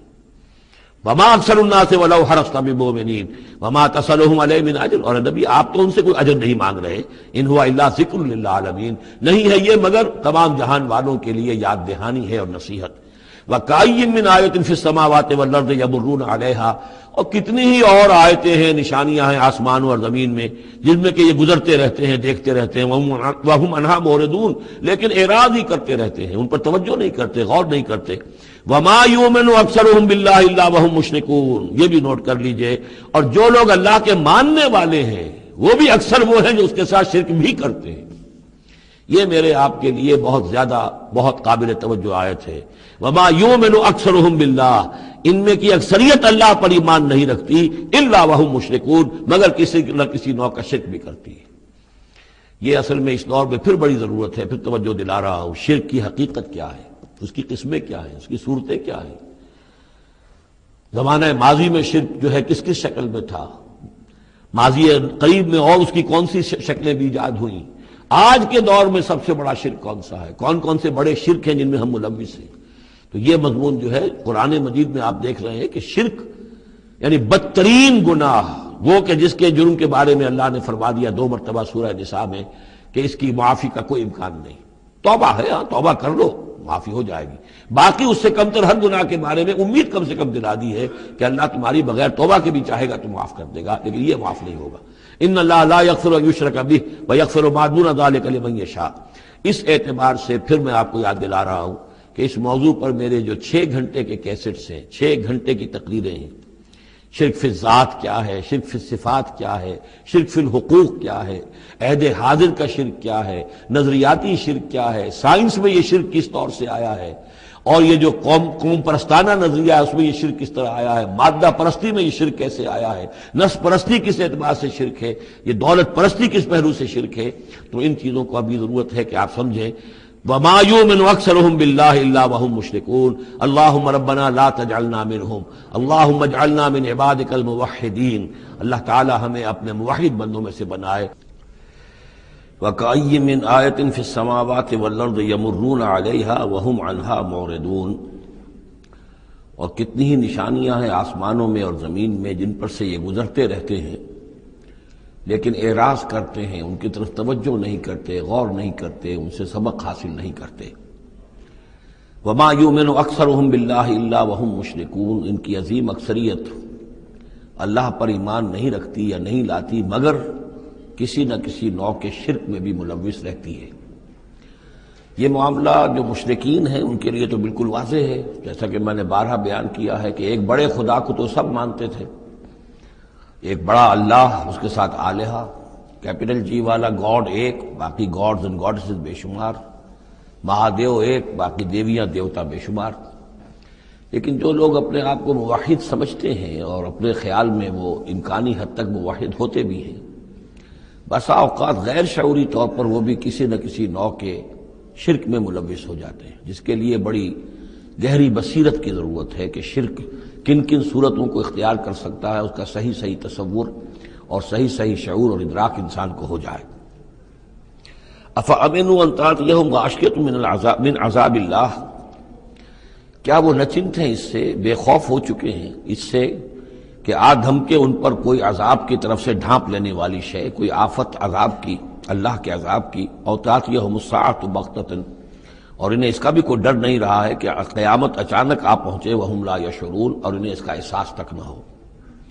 قل ھذہ سبیلی ادعو الی اللہ علی بصیرۃ انا ومن اتبعنی، کہہ دیجئے اے نبی صلی اللہ علیہ وسلم یہ میرا راستہ ہے اور میں اللہ کی طرف بلا رہا ہوں، لیکن یہ میرا بلانا اور اس راستے کا اختیار کرنا اندھیرے میں ٹامک ٹوئیاں مارنے کے مترادف نہیں ہے۔ علی بصیرۃ انا، میں بصیرت باطنی کے ساتھ، سوجھ بوجھ کے ساتھ، سمجھ کر، کانشسلی، شعور کے ساتھ میں اس راستے پر چل رہا ہوں اور اس راستے کی طرف بلا رہا ہوں۔ اور جہاں تک تو حضور کا معاملہ ہے وہ تو بات بالکل واضح ہے کہ پورے شعور کے ساتھ، ادراک کے ساتھ، یقین کے ساتھ، بصیرت باطنی کے ساتھ، ظاہر بات ہے کہ آپ اللہ پر ایمان بھی رکھتے تھے اور اللہ کی طرف بلا بھی رہے تھے۔ یہاں زیادہ قابل توجہ ہے وہ من اتبعنی، جو میری پیروی کر رہے ہیں، وہ بھی اندھے بہرے مقلد نہیں ہے بلکہ وہ بھی میری پیروی کر رہے ہیں، تو وہ بھی علی بصیرت، سمجھ کر، شعور کے ساتھ۔ آج کے دور میں سب سے زیادہ بڑھ کر جس ایمان کی ضرورت ہے وہ ایمان وہ ہے کہ جو شعور کے ساتھ ایمان، اس لیے کہ ایک عقیدے کے درجے میں یقین، ایک جسے ہم کہہ دیں کہ بلائنڈ فیتھ، وہ بھی اپنی جگہ پر بہت قیمتی شے ہے۔ بلائنڈ فیتھ بھی اگر ہے، یقین ہے اللہ پر اور آخرت پر اور رسالت پر، تو بڑی قیمتی شے ہے۔ وہ بلائنڈ فیتھ بھی جو ہے انسان کی شخصیت کو بدل کر رکھ دے گا، اس کی زندگی کا نقشہ بدل دے گا، اس کی ویلیوز کو بدل دے گا۔ لیکن یہ کہ جس چیز کی زیادہ ضرورت ہے خصوصاً اس دور میں، اور کسی انقلابی دعوت کے لیے جو نظام کو بدلنا چاہیں، صرف افراد کو نہ بدلنا چاہیں، نظام کو بدلنا چاہیں، تو چونکہ نظام کے اوپر جو لوگ زیادہ باشعور ہوتے ہیں ان کا تسلط ہوتا ہے، انٹیلیجنسیا اس کے اوپر قابو یافتہ ہوتا ہے، تو جب تک ان کے اندر ایمان گھر نہیں کرے گا نظام نہیں بدلے گا۔ تو ضرورت اس ایمان کی ہے جو اعلیٰ وجہ البصیرت ہو۔ وسبحان اللہ وما انا من المشرکین، اور اللہ پاک ہے اور میں ہرگز شرک کرنے والوں میں سے نہیں ہوں۔ وما ارسلنا من قبلک الا رجالا نوحی الیہم من اہل القری، اور اے نبی صلی اللہ علیہ وسلم ہم نہیں بھیجا ہم نے آپ سے پہلے مگر یہ کہ مردوں کو ہم بھیجتے رہے جن کی طرف ہماری وحی آتی تھی۔ بستیوں والوں میں سے جو بھی رسول بھیجے، نبی بھیجے، وہ سب مرد ہی تھے، انسان تھے۔ افلم یسیروا فی الارض، تو کیا یہ لوگ زمین میں گھومتے پھرتے نہیں ہیں؟ فینظروا کیف کان عاقبۃ الذین من قبلہم، کہ پھر وہ دیکھتے، غور کرتے، عبرت پکڑتے کہ کیا انجام ہوا ان کا جو ان سے پہلے تھے۔ اشارہ انہی اقوام کی طرف ہے۔ وَلَدَارُ الْآخِرَةُ خَيْرٌ لِلَّذِينَ اتَّقَوْا فَلَا تَعْقِلُونَ، اور یقیناً آخرت کا گھر تو بہتر ہے انہی لوگوں کے لیے جو تقویٰ کی روش اختیار کریں، تو کیا تم عقل سے کام نہیں لیتے؟ حَتَّىٰ إِذَا اسْتَيْأَسَ الرُّسُلُ وَظَنُّوا أَنَّهُمْ قَدْ كُذِبُوا جَاءَهُمْ نَصْرُنَا۔ یہ آیت بھی مشکلات القرآن میں سے ہے، اس کی بہت سی آراء ہیں، لیکن جو توجیہ میرے نزدیک صحیح ہے وہ میں آپ کے سامنے رکھ رہا ہوں۔ حَتَّىٰ إِذَا اسْتَيْأَسَ الرُّسُلُ، یہاں تک کہ جب رسول مایوس ہو جاتے ہیں۔ مایوس کس بات سے ہو جاتے ہیں؟ کہ اب یہ لوگ ایمان لانے والے نہیں ہیں، جن کے دلوں میں کچھ نہ کچھ فطرت سلیمہ موجود تھی، ابھی ان کی فطرت بالکل بگڑی نہیں تھے، وہ ایمان لا چکے ہیں۔ یعنی اب جو ہم نے بلو چکے ہیں اس چاٹی میں سے اب مکھن نکل چکا ہے، اب آگے کوئی اور مکھن نکلنے والا نہیں۔ وَظَنُّوا أَنَّهُمْ قَدْ كُذِبُوا، اور لوگ یہ سمجھ بیٹھتے ہیں، انہیں یہ گمان ہوتا ہے کہ انہیں سب جھوٹے ہی وعدے کیے گئے تھے کہ عذاب آئے گا۔ وہ جو قوم ہے وہ تو بہت ہی زیادہ لاؤبالی ہو جاتی ہے کہ 12 برس ہو گئے محمد کو کہتے ہوئے عذاب عذاب عذاب عذاب، عذاب تو نہیں آیا، یہ سب دھونس تھی، صرف یہ کہ ہمیں ڈراوا دینا مقصود تھا۔ جاءہم نصرنا واستیأس الرسل، اور ظنو کا جو فاعل ہے وہ در حقیقت ان کی قوم ہے، جو مشرک قوم ہے، کہ انہوں نے یہ سمجھا کہ یہ سب ہمیں جھوٹے ہی دھونس دی گئی تھی عذاب وغیرہ کی۔ جاءہم نصرنا، تو ہمارے نبیوں اور رسولوں کے پاس پھر اللہ تعالیٰ کی نصرت آ جاتی تھی۔ فنجی من نشاء، پھر بچا دیا جاتا تھا جس کو ہم چاہتے تھے۔ ولا يرد باسنا عن القوم المجرمین، اور ہمارا وہ عذاب اور ہماری وہ سختی جو ہے نہیں لوٹائی جا سکتی تھی، نہیں پھیری جا سکتی تھی مجرموں کی قوم سے، ان پر وہ عذاب واقع ہو کر رہتا تھا۔ لقد كان في قصصهم عبرة لأولي الألباب، ان کے حالات میں، اس بیان میں یقیناً ہوش مند لوگوں کے لیے عبرت ہے، عقل کا سامان ہے، سبق کا سامان ہے۔ ما كان حدیثا یفترا، یہ قرآن ایسی شے نہیں ہے جسے گھڑ لیا جائے، کوئی شخص اپنے جی سے اس کو تصنیف و تعریف کر لے۔ ولیکن تصدیق الذی بین یدیہ، بلکہ یہ تو تصدیق کرتے ہوئے آیا ہے اس کی جو اس کے سامنے موجود ہے۔ لیکن واقعہ یہ ہے کہ تورات میں جب یہ واقعات آتے ہیں، مولانا مودودی نے بہت ہی عمدگی کے ساتھ تقابلی مطالعہ کیا ہے کہ تورات میں جب یہ قصہ بیان ہوا ہے تو اس بیان کے اندر جو حسن ہے جو قرآن بیان کر رہا ہے، اور جو اس کے اندر حکمت کے نکات قرآن مجید نے بیان کیے ہیں، معلوم ہوتا ہے کہ اس کا کوئی 100واں حصہ بھی تورات کے بیان میں نہیں ہے۔ اس کی وجہ کیا ہے کہ اصل تورات گم ہو گئی تھی، بعد میں جب وہ حافظے سے مرتب کی گئی ہے تو ظاہر بات ہے کہ اس میں وہ بات پھر پیدا نہیں ہو سکی جو اصل اللہ تعالیٰ کی طرف سے اتری ہوئی تورات میں تھی۔ ما كان حدیثا یفترا ولكن تصدیق الذی بین یدیہ وتفصیل کل شیء وہدی ورحمۃ لقوم یؤمنون، اور اس میں تفصیل ہے ہر چیز کی، یعنی جو بھی ضروری باتیں انسان کے علم میں آنی چاہیے ہدایت کے لیے، اس کی ساری تفاصیل اس میں موجود ہیں، اور یہ ہدایت ہے اور رحمت ہے ان لوگوں کے حق میں جو اس پر ایمان لائیں۔ یہاں وہ 3 سورتوں کا ایک گروپ جو ہے وہ ختم ہوا، سب گروپ تو ایک ہی چل رہا ہے، تیسرا گروپ ہے یہ جس میں 14 سورتیں ہیں مکی اور ایک آئے گی مدنی سورہ نور۔ لیکن جیسا کہ میں نے عرض کیا ان میں 3 کے گروپس بنتے ہیں۔ سورہ یونس، سورہ ہود میں وہ نسبت ذاتیت بالکل واضح تھی، اور یہ اپنی جگہ بالکل منفرد مزاج کی صورت ہے، یہ سورہ یوسف اس کا اپنا مزاج ہے۔ ہاں اس کے قریب آ جاتی ہے ایک صورت اور، وہ تیسرا سب گروپ جب آئے گا تو اس میں سورہ مریم، سورہ طٰہٰ اور سورہ انبیاء۔ سورہ طٰہٰ بھی ایک ایسی صورت ہے قرآن مجید کی جس کا اکثر و بیشتر حصہ ایک رسول کے تذکرے پر مشتمل ہے، ایک نبی کے تذکرے پر مشتمل ہے، یہ سورہ یوسف، لیکن یہ تو پوری کی پوری حضرت یوسف کے حالات ہی پر ہے۔ سورہ طٰہٰ جو ہے وہ ایک رسول کے حالات پر مشتمل ہے، اکثر و بیشتر حصہ 8 میں سے 5 رکوع کے قریب جو ہیں، لیکن اس میں یہ ہے کہ وہ رسول ہیں موسیٰ۔ اب ان دونوں میں نسبت کیا ہے؟ یوسف کے زمانے میں بنی اسرائیل مصر میں داخل ہوئے اور موسیٰ کے زمانے میں وہ مصر سے نکلے ہیں، تو ان کے حالات پر بھی ایک مکمل صورت، ان کے حالات پر بھی ایک مکمل صورت، لیکن وہ مصحف میں قرآن مجید کی اس ترتیب میں یہ متصل نہیں ہے بلکہ فاصلے پر ہیں۔ یہ اس 3 صورتوں کے سب گروپ میں ہے، وہ تیسرے سب گروپ میں آئے گی۔